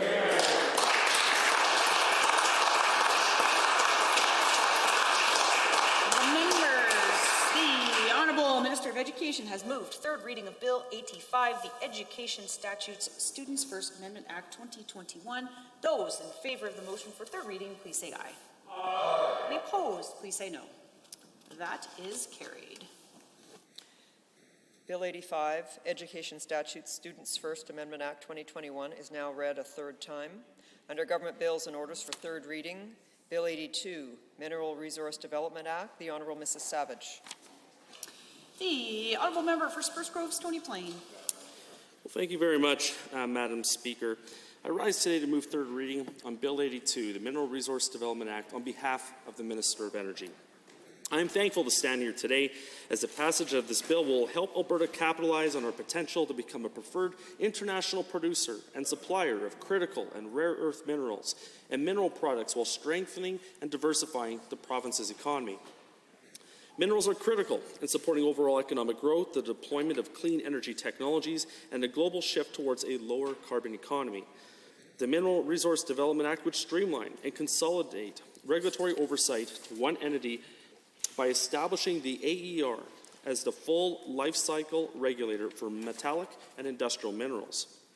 This legislation, in combination with the Responsible Energy Development Act, would provide the legislative authority to the AER to regulate both brine-hosted and hard rock mineral resources, including lithium, vanadium, and many other critical minerals. It would ensure the safe, efficient, orderly, and responsible development from exploration through reclamation. Madam Speaker, there is a clear interest from industry and investors looking to explore and develop minerals within Alberta. Some companies have pilot projects either proposed or underway. Now, that being said, industry needs certainty. The passage of Bill 82 will provide exactly that. This legislation will help position the province as an attractive and competitive place for mineral investment and spur growth in that sector. Alberta has the opportunity to be at the forefront of global mineral supply chain because of a wealth and natural resources and its proven track record for being a global leader in responsible development. We are confident that by creating regulatory certainty and implementing Alberta's mineral strategy and action plan, investment will follow. To conclude, I'd like to thank all my colleagues in the House for supporting this bill that will help Alberta capitalize on our potential, and in addition to the Minister of Energy for her incredible undertaking in the series of engagements to gain expert feedback. These engagements include key communities, including Indigenous groups, government agencies, industries, environmental non-government organizations, research institutes, municipalities, financial advisors, and land and mineral owner groups. Without this important work, we would not be standing here today and making province in our incredible province that we all call home. Thank you, Madam Speaker. The members wishing to join the debates. The Honourable Member for Edmund.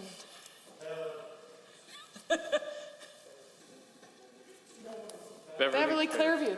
My apologies. Great writing. Thank you, Madam Speaker. There's a part of me that wanted to make a tiny little sarcastic joke. I will refrain, as my memory has sometimes I've struggled to recall the writing names of all 86 other members. Thank you, Madam Speaker. My pleasure to rise to speak to Bill 82, the Mineral Resource Development Act. I indicated when I spoke on this bill in second reading that I had a few questions for the minister, but much of this bill I was in support of. I'm happy to declare that I will be supporting Bill 82 because I do believe that this bill helps to unlock significant potential that Alberta has. We know we have world-class expertise when it comes to the development of our energy sector. I would argue we're second to none. Many of my family continue to work in the oil and gas sector, have worked internationally in many different countries. And time again, they receive feedback that Canadian expertise is second to none. And in fact, many companies that run into challenges internationally when they're trying to work with the geology of their location will call in Canadians because of the expertise that we have and our work ethic, Madam Speaker. And most of those Canadians are Albertans. So here we have an opportunity, Madam Speaker, to pursue the development of rare earth minerals, which we know the demand will continue to increase exponentially. In fact, I found it interesting. I believe it's Hertz, the company, that has placed an order for 100,000 Teslas. They want to take their entire fleet and turn them into electric vehicles. That order alone will require a significant amount of rare earth minerals. We also know, and this is where, and I didn't hear a lot of speakers talk about this point, but for me, one of the advantages of this bill, of course, is to unlock a resource that we haven't been actively pursuing. Of course, these materials or minerals hold incredible value, and that value is growing, as I just said. I mean, those minerals are used in many different components and parts, from aerospace to automobile to a variety of uses. But the other aspect of this, Madam Speaker, that I think is absolutely critical is by pursuing the development of rare earth minerals and critical minerals, Alberta is helping to position Canada as a self-sufficient country. And what I mean by that, Madam Speaker, you might be surprised to learn that China is the world producer of rare earth minerals. They also are currently the #1 consumer, but that China has an overwhelming majority of rare earth minerals. As we've seen in and through the pandemic, as supply chains have been interrupted, we're continuing to see the impacts of those disrupted supply chains. It's absolutely critical that jurisdictions in countries like Canada do everything that we can to assure our independence and to become self-sufficient. By focusing on production of rare earth materials here in Alberta, Alberta will help Canada achieve that independence and that self-sufficiency.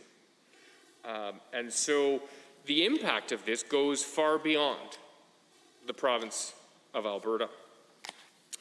My hope, Madam Speaker, is that the rest of the country will acknowledge the incredible importance that Alberta and Alberta's energy sector continues to play for Canadians across this country, and that Alberta will help our country to be self-sufficient when it comes to the use of these materials, let alone the value that's going to be unlocked for the province in the form of royalties and, of course, supporting companies that in turn pay taxes, which benefit all Albertans. So this is welcome news. I do want to applaud the Minister of Energy for the fact that the AER is going to be the body who will be responsible for setting out the framework.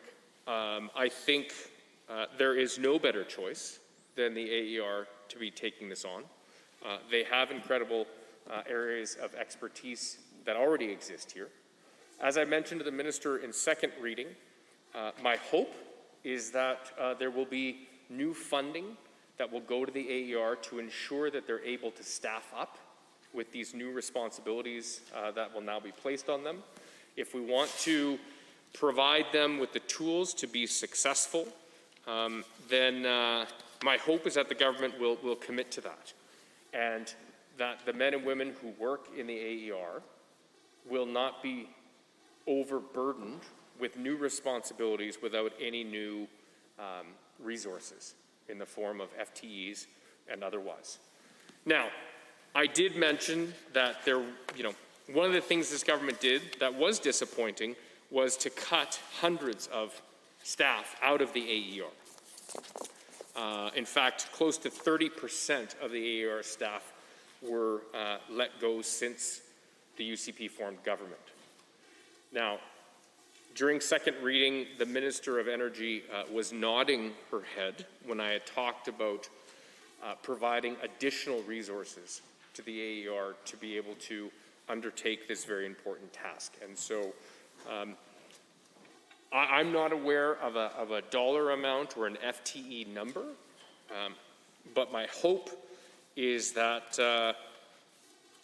the government will do what they need to support them. I probably should have listed some of the rare earth elements and critical minerals, which of course is a very, very broad categorization of a number of minerals and materials and rare earths, from lithium to copper to cobalt to chromium to nickel and uranium, and the list goes on. It's actually quite a significant list, Madam Speaker.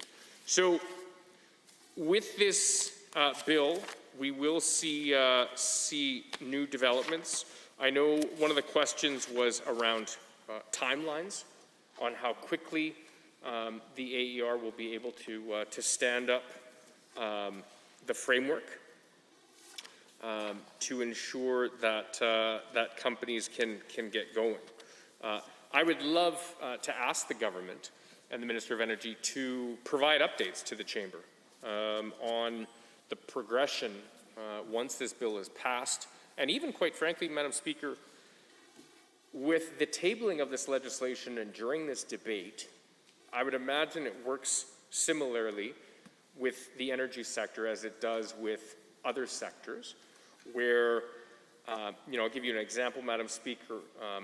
When under the NDP government we announced the investor tax credit, as it was being debated in the Chamber, interest was pouring in as word spread that was being introduced. Now, of course, nobody can presume that a piece of legislation will pass through the House before it is in fact debated and voted, but I would imagine with the tabling of this bill that companies' interests have been piqued. We've sent a signal to Alberta companies, first and foremost, and most importantly, but to Canadian companies and international companies, that Alberta has a significant stockpile of these important resources, and that we're taking steps forward to provide a pathway for companies to unlock these resources and to bring these to the market.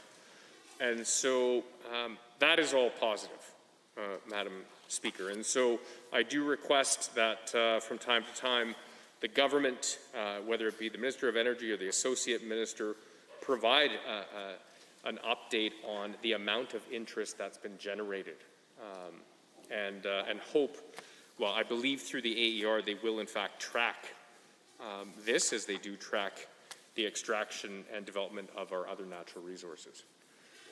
So with that, Madam Speaker, again, since I was first elected in this chamber in 2012, I have no problems and no issues with giving credit where credit is due.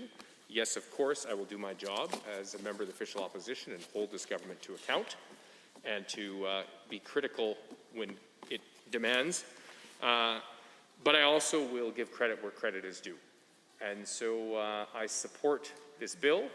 I appreciate the government bringing it forward, and I look forward to hearing the positive impact that this will have on the Alberta economy and the new jobs that will be created through this. Thank you. Thank you. Honourable Member for Edmonton Beverley Clareview. Are there any other members wishing to join the debate? The Honourable Member for Edmonton West Tenday. Well, thank you, Madam Speaker. It's an honor to rise to speak to Bill 82, the Mineral Resource Development Act. Second time here today. And I agree with many of the comments that we just heard from the member from Edmonton Beverley Clareview that first and foremost, that it's important that we put a framework in place to address the global demand that we are seeing for rare earth elements or minerals, and that we should be doing everything we can to make sure we are a part of this growing industry.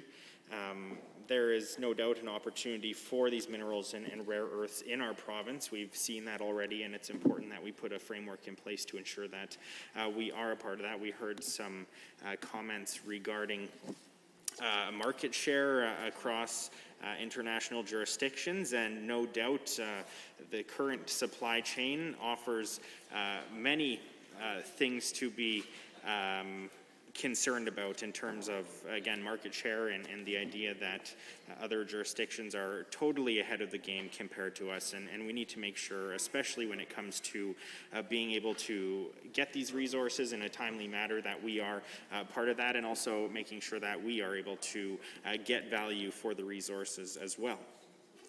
Again, I agree that a regulatory regime or framework is an important step in moving the sector forward. I think it's a welcome change from what we had heard from this government in the beginning of their mandate, that diversification was a luxury, and so I'm happy to see we're starting to see some movement, though again we see a framework here. There's a lot of things to be left wanting, or a lot of necessary regulations that are going to have to follow after this legislation is passed, if that were to be the case. And so while we see the start of an industry here and maybe an ability to move things forward so we can start having conversations about the extraction of these minerals here in our province, there is, again, a lot left to be discussed, and I hope that that will be done in a transparent manner.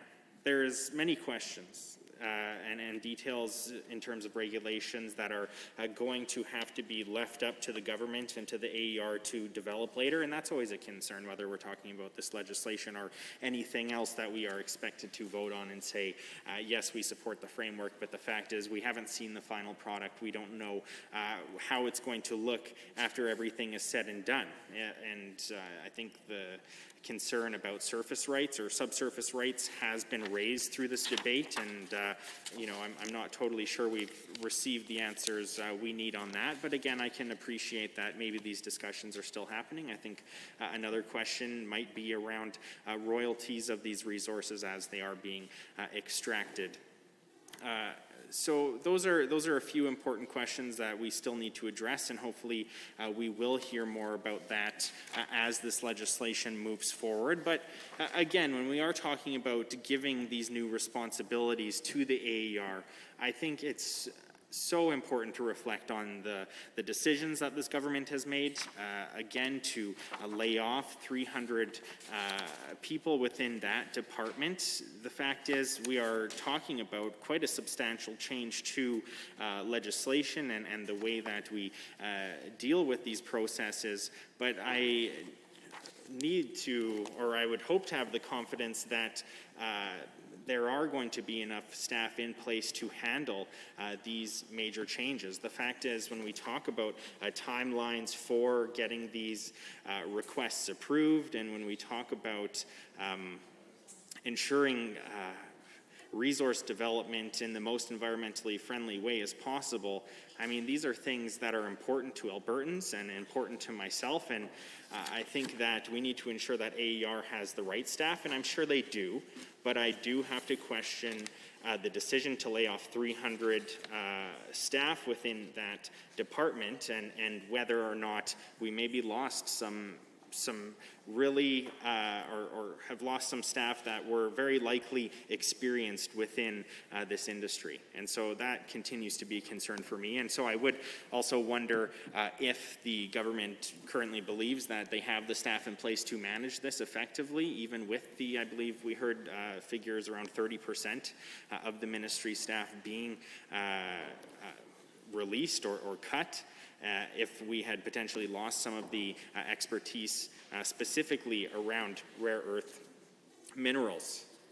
And again, I think it's important that we do see movement on this, and in terms of making sure that we can play a part in growing our market share on this. The fact is, we will see a shift from fuel intensive, especially when we're talking about the development of whether it be EVs, whether it be wind turbines, but somewhat of a shift from fuel intensive to material intensive energy systems. And so we need to ensure that we are ready for those changes. And again, when we, compare, obviously not necessarily apples to apples, there's quite some difference between when we look at the oil and gas sector or the need for fueling our vehicles, for instance, compared to minerals for building those vehicles. Quite different, obviously, if we see market disruptions to our fuel supply, we will instantly feel those concerns and constraints, as we wouldn't necessarily be able to fuel our vehicles. But we look at the extraction of these minerals. If we start seeing shortages, we are going to find that we aren't able to take action in terms of production of turbines and production of EVs and stronger batteries that go into these vehicles and such. And so it does present a different concern in terms of disruption of our markets and our ability to produce and manufacture products, which is also going to be something that we should be concerned about, and I imagine has been a consideration as the advisory panel went through the process of drafting this legislation, and as the ministry went through that process as well.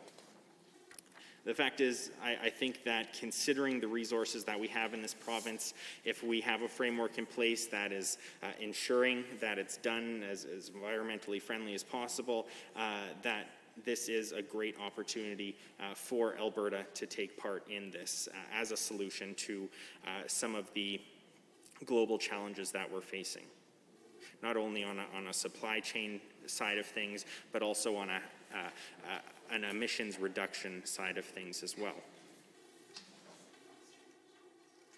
Again, we heard from the previous minister, but we've heard the discussion raised quite often about the fact that South Africa and the Dominican Republic of Congo are responsible for some 70% of global production of platinum and cobalt, and China accounted for 60% of global REE production in 2019, which is actually down from 80% in the 2010s. But the fact is, I think it's important that Alberta gets a piece of this, and that we are part of the solution when we talk about emissions reductions and moving to a cleaner climate and taking action on climate change. So I'm happy to see this legislation at this point move forward, even, I would say, with the questions that I have.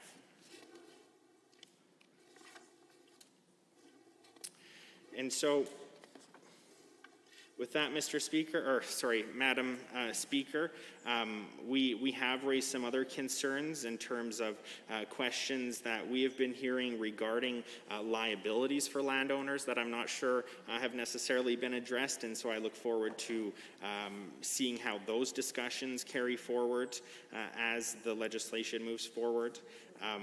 We haven't been able to, as an opposition or as a public in general, been able to see a what we heard report, as far as I know, and so we aren't we haven't fully been able to see the discussions that the government has been having if other concerns have come up, again, specific to liabilities or subsurface rights. We haven't necessarily gotten those answers from the government, which is always frustrating, again, when we're being asked to support something, even in this case, a framework for something that the government hasn't been able to share a lot of the concerns that we have brought forward.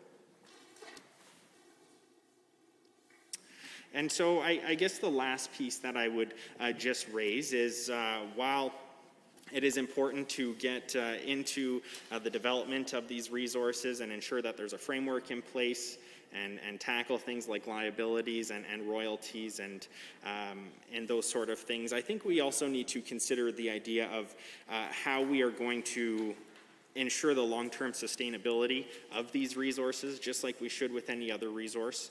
And something that we haven't necessarily heard enough about is the recycling of these rare earth materials. I think there's a lot to be said about these resources already being out in our communities, whether it be through batteries or other products, and the need to recycle them so that, again, we can get as much, I guess for lack of better terms, bang for our buck from these resources that we are developing to ensure, again, the long-term sustainability of such resources. And so I'd be interested to hear if the government heard any of that through their consultations from their Mineral Advisory Council, if that is something that we might see in the future, opportunities for Albertans to take part in that, or opportunities for manufacturers to potentially be offering those services so that we are ensuring we are, again, if we're able to recycle those resources, that we are in fact doing so. So with that, Madam Speaker, I appreciate the opportunity to speak to this. I look forward to seeing this framework further developed as it moves forward, if it is to be accepted by the Legislative Assembly. And I think that there is a really good opportunity here, and so I, again, look forward to seeing how it moves forward. Thank you. The Honourable Member for Chestermere Rockview. Thank you very much, Madam Speaker. And again, very, very happy to speak to this piece of legislation. One of the things I think that's really interesting, and I really appreciate the debate, and thank you so much. One of the members had brought up earlier regarding the market with the rare earth minerals, and it's actually it's interesting because if you look back a few years back, China did hold the market. I think it was 70% that they were producing at that time, but also had flooded the market. It depresses the prices of the rare earth minerals, which makes it really difficult for other jurisdictions to be competitive. So it's wonderful to see that that there's an ability now to have other jurisdictions come forward and be able to participate in that market. Ultimately, I think it will mean that all of us will get better prices and better market availability of all of the critical, strategic, and rare earth metals and minerals that we're looking at producing here in the province. One of the wonderful things about this particular, these materials is that they're spread out all throughout Alberta. And I was speaking with the Minister of Energy a couple of days ago just about extraction of some of that, and she was explaining about how the brine, it's very little disturbance, that the brine goes in and is able to bring the minerals out, and then it is separated. So we talk about like the amazing amount of jobs that will be possible, but if we think about it too, it's not just the extraction, but we have mine, production, process, separation, and then the conversion. If we're talking about electric vehicles or windmills in particular, the magnets are the most important piece of that works in those machines. So the ability to be able to do that, and also what's been really interesting is seeing other countries in California in particular, in the United States, and also out east is the downstream need and production of what the rare earth minerals will mean for all of us here in our country. So it's so much more than diversification. It works alongside oil and gas. I know we've been talking a lot about that in the chamber this week and really defending the sectors that are so important to Alberta. But it's really incredible, again, once you see the people of this province who have the capacity to be able to scale up on projects like these and work alongside of industries that are already lifeblood, not only for our province, but for Canada. One of the companies that had recently done an article was the Calgary-based E3 Metals in the Leduc Formation. And that's the lithium hydroxide, I think, that the member was talking about. And some of the numbers that are coming out for growth in our province, just in this one particular metal, is it could be expected to grow to 528.5 million by the end of this year. Just that, and that is and when you project out, the actual projects may not even be fully going forward until 2025, 2027. So that goes to show you how much opportunity that there is in the province, not only for the jobs and economy, which is something all of us in here care about, but the ability to attract talent into our province, to use we had a huge exodus of geoscientists and geospecialists that left the province just after 2015. And the idea that we'll be able to attract some of that talent back, not to mention some of the young people that are going into sciences and environmental sciences right now in universities, that will be able to stay in this province and be able to respectfully and responsibly produce new things that are coming out of the earth that is going to put Alberta as a leader. It's so exciting. We talk all the time about the education of our young people and then attracting them and keeping them here also. The opportunities for that are incredible. And also in the studies of the weather and the environment as well too. When we talk about increasing public geoscience, it supports it talks about the risk of the reductions from weather, earthquakes, tornadoes, and volcanoes, and all of these other things, but it helps us to understand the impacts relative to what could happen and how it is that we are responsibly developing these things, and also to secure our economic future in so many other ways that are going to, if you think about it, we're just a few years out from the potential of what could happen with these resources and what that will mean to the next generation coming up in our province, what it's going to mean for those next generation of families, and where we see education. This is one of the reasons why the government has been so unbelievably focused on the jobs and the trades, the sciences and STEM, and particularly with women coming into science, technology, engineering, and mathematics, because the field is heavily underrepresented, and we need so many more of these brilliant women coming into a field where they can actually study in this province, work in this province, contribute to this province in a way that is going to really move us forward in that energy transition. When we hear about people talking about energy transitions, it always ends up going to a negative discussion because people think that it's one or the other. But it's not like that. It's actually about combining the incredible resources that we have now, what we have access to now, making sure that we're responsibly developing those, making sure that they're getting to other countries as well too, to pull them out of energy poverty, to make sure that other countries are also having the capacity to grow, because as those middle classes grow and as education is attributed to that, because we see as energy is actually directly related to the education of the populations, especially those that do not have access to it. And we are wanting to attract all of that brain power here to Alberta. There is so much room and space and ability to grow here. And these kinds of opportunities are going to do nothing short but bring a lot of tremendous amount of talent, also while developing the incredible talent that we actually have here. So, and thank you to the member for talking about the AER as well too. It is phenomenal to see this organization be able to come forward, to be able to supply the needed regulations in order to make sure. And the most important thing about the AER is that it will have the full life cycle regulator of the metallic industries and metallic and industrial minerals. So that's from everything from regulatory oversight because that will be assigned to that entity, that responsibility, but also in conjunction with the Responsible Energy Development Act. And that's where that legislation will be provided to regulate mineral resources to ensure their safe and efficient and responsible development. So it's actually, it's exciting. And when we think too about the sustainability, there's the AER is also doing a sustainability assessment as well too, to look at how it is that we bring the rare earth metals out of the earth and the impacts of production on the regulations, so that they're making sure that they're stringent and that that none of these waste products, I know that we've talked about this before, are going into our water. Alberta has incredible background on our environmental prowess is particularly because we've had the most important environmental and social governance over the last 20 years more than anywhere else in Canada, let alone in North America, Madam Speaker. And then we were also talking about vehicle production, battery making, renewable energy systems, and tech manufacturing. I speak about this all the time.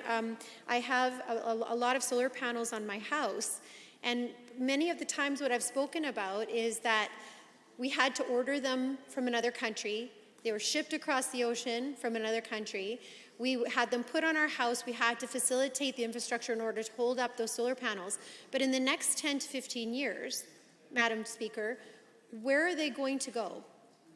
Where is it going to be recycled?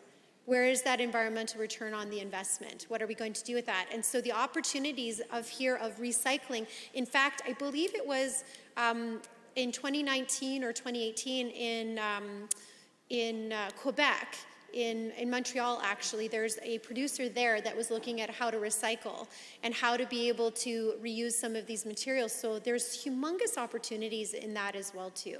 So I look forward to that because we often wonder what we've contributed positively to the environment by having our solar panels on our house. We're always concerned about what's going to happen once they have reached their life cycle and where they will go and how those will be reused, recycled, or returned wherever they need to go to in order to not fill up our landfills. And as you know, in my riding, Madam Speaker, there are a ton of opportunities for solar that are happening right now.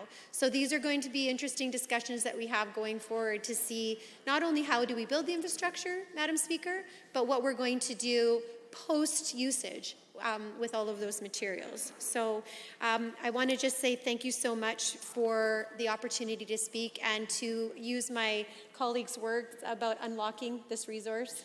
It's fantastic that we have the opportunity to do that. I don't think that it's going to take us long to catch up, and I think that the opportunity to be able to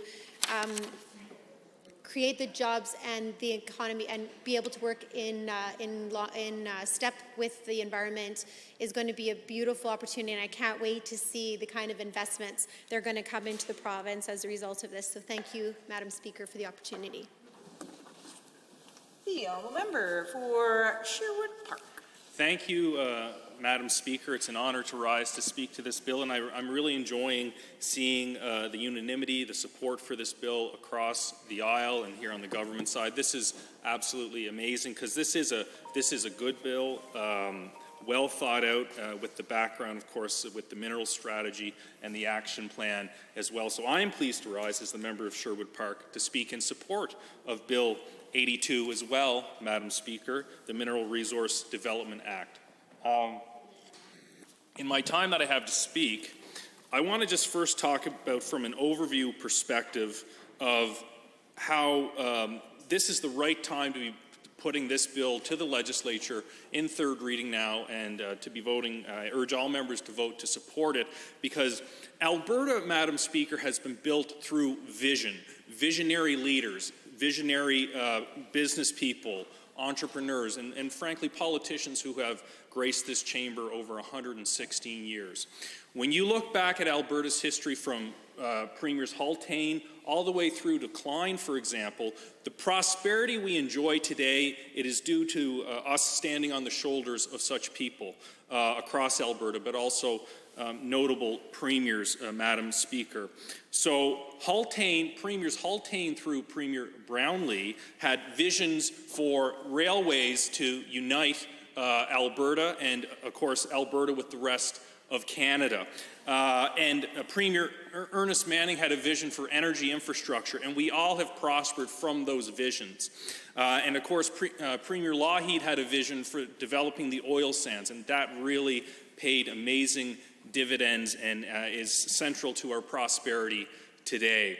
What I see in this bill, Bill 82, Madam Speaker, the Mineral Resource Development Act, is a similar exciting vision put forward by our Minister of Energy, the Premier, and the government as a whole. And I am very hopeful, and I heard great comments from the opposition as well as other government members on how optimistic we are on this exciting vision laid forward, because this area of critical and rare earth minerals is growing. The demand is growing hugely in the world as we move towards a low-carbon economy and for other uses as well that was mentioned in all the wonderful speeches I've greatly enjoyed this afternoon. Very edifying, Madam Speaker. And so what I want to point out is that this is visionary and positive as legislation because it's diversifying our economy. It stems from also the Alberta Recovery Plan, which was launched in the summer of 2020, and there's sections there included on that. And then we have the Mineral Action Plan and Strategy, and then we get to the tabling of this legislation now. And so there's been so much thoroughness, thoughtfulness, and planning, including great stakeholder engagement from various stakeholders, First Nations, industry, other partners and players. So I think this has been a thoroughly researched bill, Madam Speaker. Now, Alberta's potential in this area is vast. We have the skilled workforce, as we heard earlier from speakers, I think the member for Chestermere-Strathmore, as well as the member for Edmonton, Beverly, Clairview. We already have the skills and the potential. We have the entrepreneurial drive. E3 has been mentioned by a couple of speakers, Madam Speaker. E3 is also a member of the Sherwood Park Chamber of Commerce. I've had meetings with them, and I'm really excited to see what they can do to help grow this great industry with critical and rare earth minerals. And the world demand is there, Madam Speaker. For example, we are hearing about electric vehicle demand for the lithium battery. I know Ford and GM, for example, are both posting deploying capital of up to $30 billion, GM $35 billion, Ford $30 billion, to electrify their vehicles by, I believe, 2030-ish, give or take, as are the Japanese car makers, and Volkswagen is really leading the pack on this. This is big. We can help supply these automakers with critical and rare earth minerals, including lithium. This is a really big deal. The rich world, Madam Speaker, especially wants these minerals to be producing electronics, critical infrastructure, wind and solar were mentioned, which is great. And so there's so many great uses for this, electronics as well. Let's do some high-end manufacturing here in Canada. I liked the member for Edmonton, Beverly Clairview's comments on national self-reliance. I wholeheartedly agree, and I see that thought process here regarding supply chains, as have been laid clear, the vulnerability of international supply chains, especially in terms of experiencing the COVID-19 pandemic, Madam Speaker. And so when you look, for example, you have Japan, the European Union, Canada, and the United States all identifying at least 30, by my last count, critical minerals that they have need of for their economies to thrive, their people to do their business. And when you put those four groups, those economies together, that is almost half of world GDP. And they are saying they want what Alberta has, and we're saying this House, including myself, Madam Speaker, we have the skill set, we have the drive, and now we have the legislation, and we certainly have the vision to get it done. This will be like Peter Lougheed's vision to develop the oil sands. This is the new vision of economic diversification, multi-generational wealth production for Albertans as a global leader into the 21st century, well beyond the midpoint and beyond. So I'm excited about that. I'm extremely excited, and that Alberta can be a leader, and we're seeing it here in Bill 82. Now, these are mature democracies, the ones I just mentioned, Madam Speaker. We are happy Alberta is a democratic place that respects human rights, the rule of law, free and fair elections. And so aligning with these great other countries like the United States, the European Union, of course, a supranational bloc, and Japan makes so much sense on so many levels. And I'm just glad that Alberta has so many of these resources to help supply these great countries and our own ultimately, national self-reliance is most important. But there's also a global challenge and a global opportunity here, Madam Speaker, and it's been mentioned by many speakers, and I thank them for their enlightening comments. Can I just do a time check, Madam Speaker? You have 7.5 minutes. 7.5 minutes, thank you. So the global challenge to begin with, Madam Speaker, as we've heard in this House today, and I'm so glad it's on Hansard because it's an important point. China accounts for the majority of world production of rare earth metals. And they are blessed with, I believe, a third of rare earth metal supply within their country. That's great, good for them. However, ultimately, China is an authoritarian country, and we have seen geopolitically, for at least the last decade, China engaging in behavior in the world, which is nothing that Alberta or Canada would, condone in certain regards. And so, and we've seen China weaponize rare earth metals before, including against Japan in 2010. And so, just like we have the most ethical, responsible oil and natural gas in the world, we need to be producing and having the most ethical, responsible rare earth minerals in the world, because Canada and Alberta are friends to all, and we also deeply believe in human rights and democracy, and we would never weaponize our commodities. That's why Alberta also needs to stand up, and as FDR said in the Second World War, America would be the arsenal for democracy. As we promote our oil as the most energy efficient and ethical, we also should be promoting, and I see it in this bill, as our critical rare earth mineral industry being one of the most environmentally responsible, human rights compliant, and again, coming from a democratic jurisdiction and country. That is important. Russia has been weaponizing oil and gas for a long time and bullying other countries. The world needs more Canadian oil and gas, but it also needs more Canadian rare earth minerals to balance the authoritarian powers.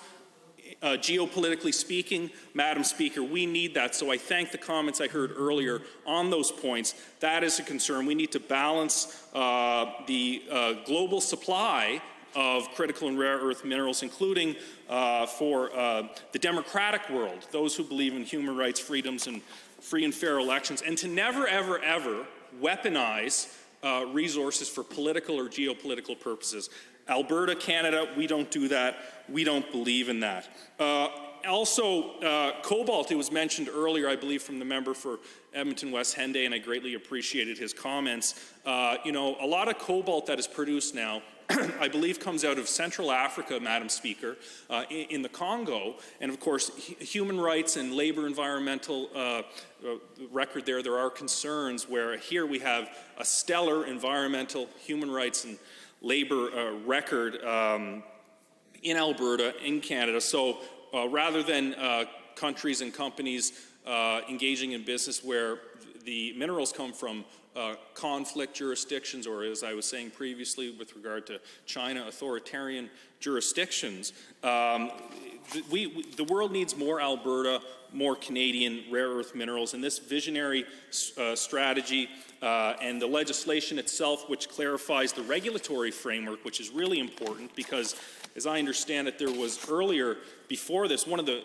reasons and the purpose for the importance of Bill 82, Madam Speaker, is that to clarify and strengthen the regulatory oversight of the mineral sector, because unlike other natural resources in our province, such as oil and gas, there have been no specific resource conservation statutes to help guide the responsible development of metallic and industrial minerals. So it's important that we get a framework in place. This is what Bill 82 does to ensure that we can develop these resources responsibly, and through the AER there's a one-window location for the regulatory oversight, and I also strongly support that.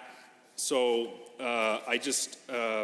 and again, the AER will be the full life cycle regulator for Alberta's mineral resources. And again, the demand is just overwhelming. 500% increase in the production of minerals. The World Bank predicts, Madam Speaker, of many of the resources I spoke of, specifically lithium and cobalt, but also graphite, just to feed the clean energy demand alone. And so Alberta has always been a leader in energy production, and we will continue to be not only in fossil fuel, which is great and will be around for a long time, but also as we move towards a low-carbon economy and wind and solar, which will depend greatly on lithium and other mineral products. I guess I would say at the end, a section that I think is really important in the bill, Madam Speaker, is Part 1 of the bill, because in Part 1, Madam Speaker, it defines key terms, which is really important because this is really, as we said, there was no previous statutes on this area, so we needed to implement a regulatory framework, which we have now in Bill 82. And so in Part 1, there are key sections defined specifically, which is so important as we're moving towards our first regulatory framework, which over time will be tweaked and amended as time goes on. But this is, I would just say, I again urge all members to support this bill. This is a visionary piece of legislation that will create multi-generational wealth, just as we saw previously from Premiers Hultane to Lougheed and Klein. I strongly support it. The world needs more democratically produced critical rare earth minerals. Thank you so much, Madam Speaker. Are there any other members wishing to join the debate? The Honourable Member for Calgary-McCall. Thank you, Madam Chair. I will just be brief and prior to rise to speak to Bill 82, Mineral Resources Development Act. As was mentioned, that this act is trying to set up a regime for the development of rare earth minerals in Alberta. Certainly, Alberta is blessed with many resources, with the discovery of oil and gas in 1954. Since then, oil and gas has been and continues to remain the driving economic force of this province. But we do have many other resources. We do have potential to build on that and create an economy which is more than oil and gas, and which is based on many different industries, and which realizes the full potential of our province. While I was looking at the legislation without going into too much detail, I think I'm pleased to see a section added there, purpose of the act, and it clearly outlines that the purpose of this act is to develop the resources in the common interests of Albertans who own all these resources, and as Albertans, we are part owners of these resources. The constituents we represent, they are the owner of these resources, and as their elected representatives, I think it's incumbent on us that we develop these resources that are owned by Albertan in their best interest. Second thing, I think it sets out a regulatory regime and designates Alberta Energy Regulator to regulate that in the best interest of Albertans again. And a few other things are mentioned with respect to responsible management of wells, facilities, well sites, facility sites, mines, mine sites. I think that's, again, it's good to see that listed in the purpose of this act, because from 1954 to 2021, I think we have come a long way. We have learned a lot, and based on that experience, based on that practical experience, we should be adopting the good practices. We should be also looking at things that didn't go very well. For instance, there is an ongoing issue about abandoned wells and attached liability, environmental liability with that. So while developing these minerals, we should also be mindful of all those things, that we are taking the best practices and developing these minerals in the best way possible and in the best interest of all Albertans. I can also see there are quite a few things that are listed as the purpose of the Act, that environmental, to control pollution and to ensure that the protection of the environment and public safety in the development of mineral resources in Alberta. I think that's also important, that we, as we develop these resources, that we also make sure that we are doing it in a way that is good for economy, that's good for environment, and as we have said many times before, that it's quite possible to develop the economy in a way that is responsible and that is also good for environment. And lastly, I will say, to provide for the timely and useful collection, appraisal, and dissemination of information relating to mineral resources in Alberta.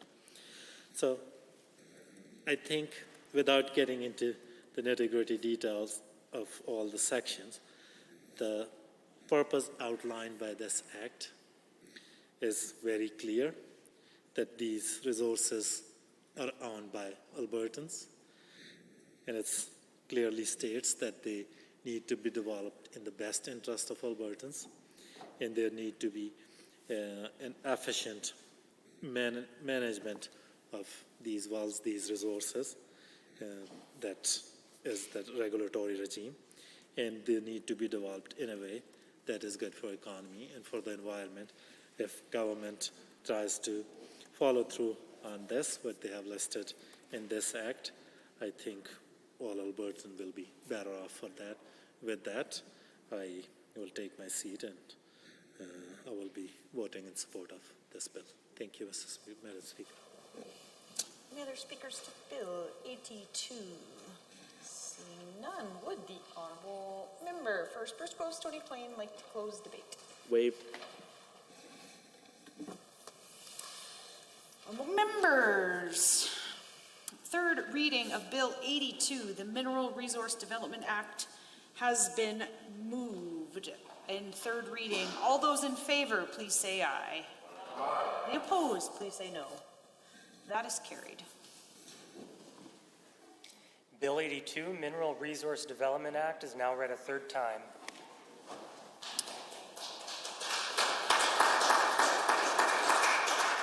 The honourable member for Calgary Glenmore. Well, Madam Speaker, I move that the Assembly adjourn until 1:30 p.m. on Monday, November 29th, 2021.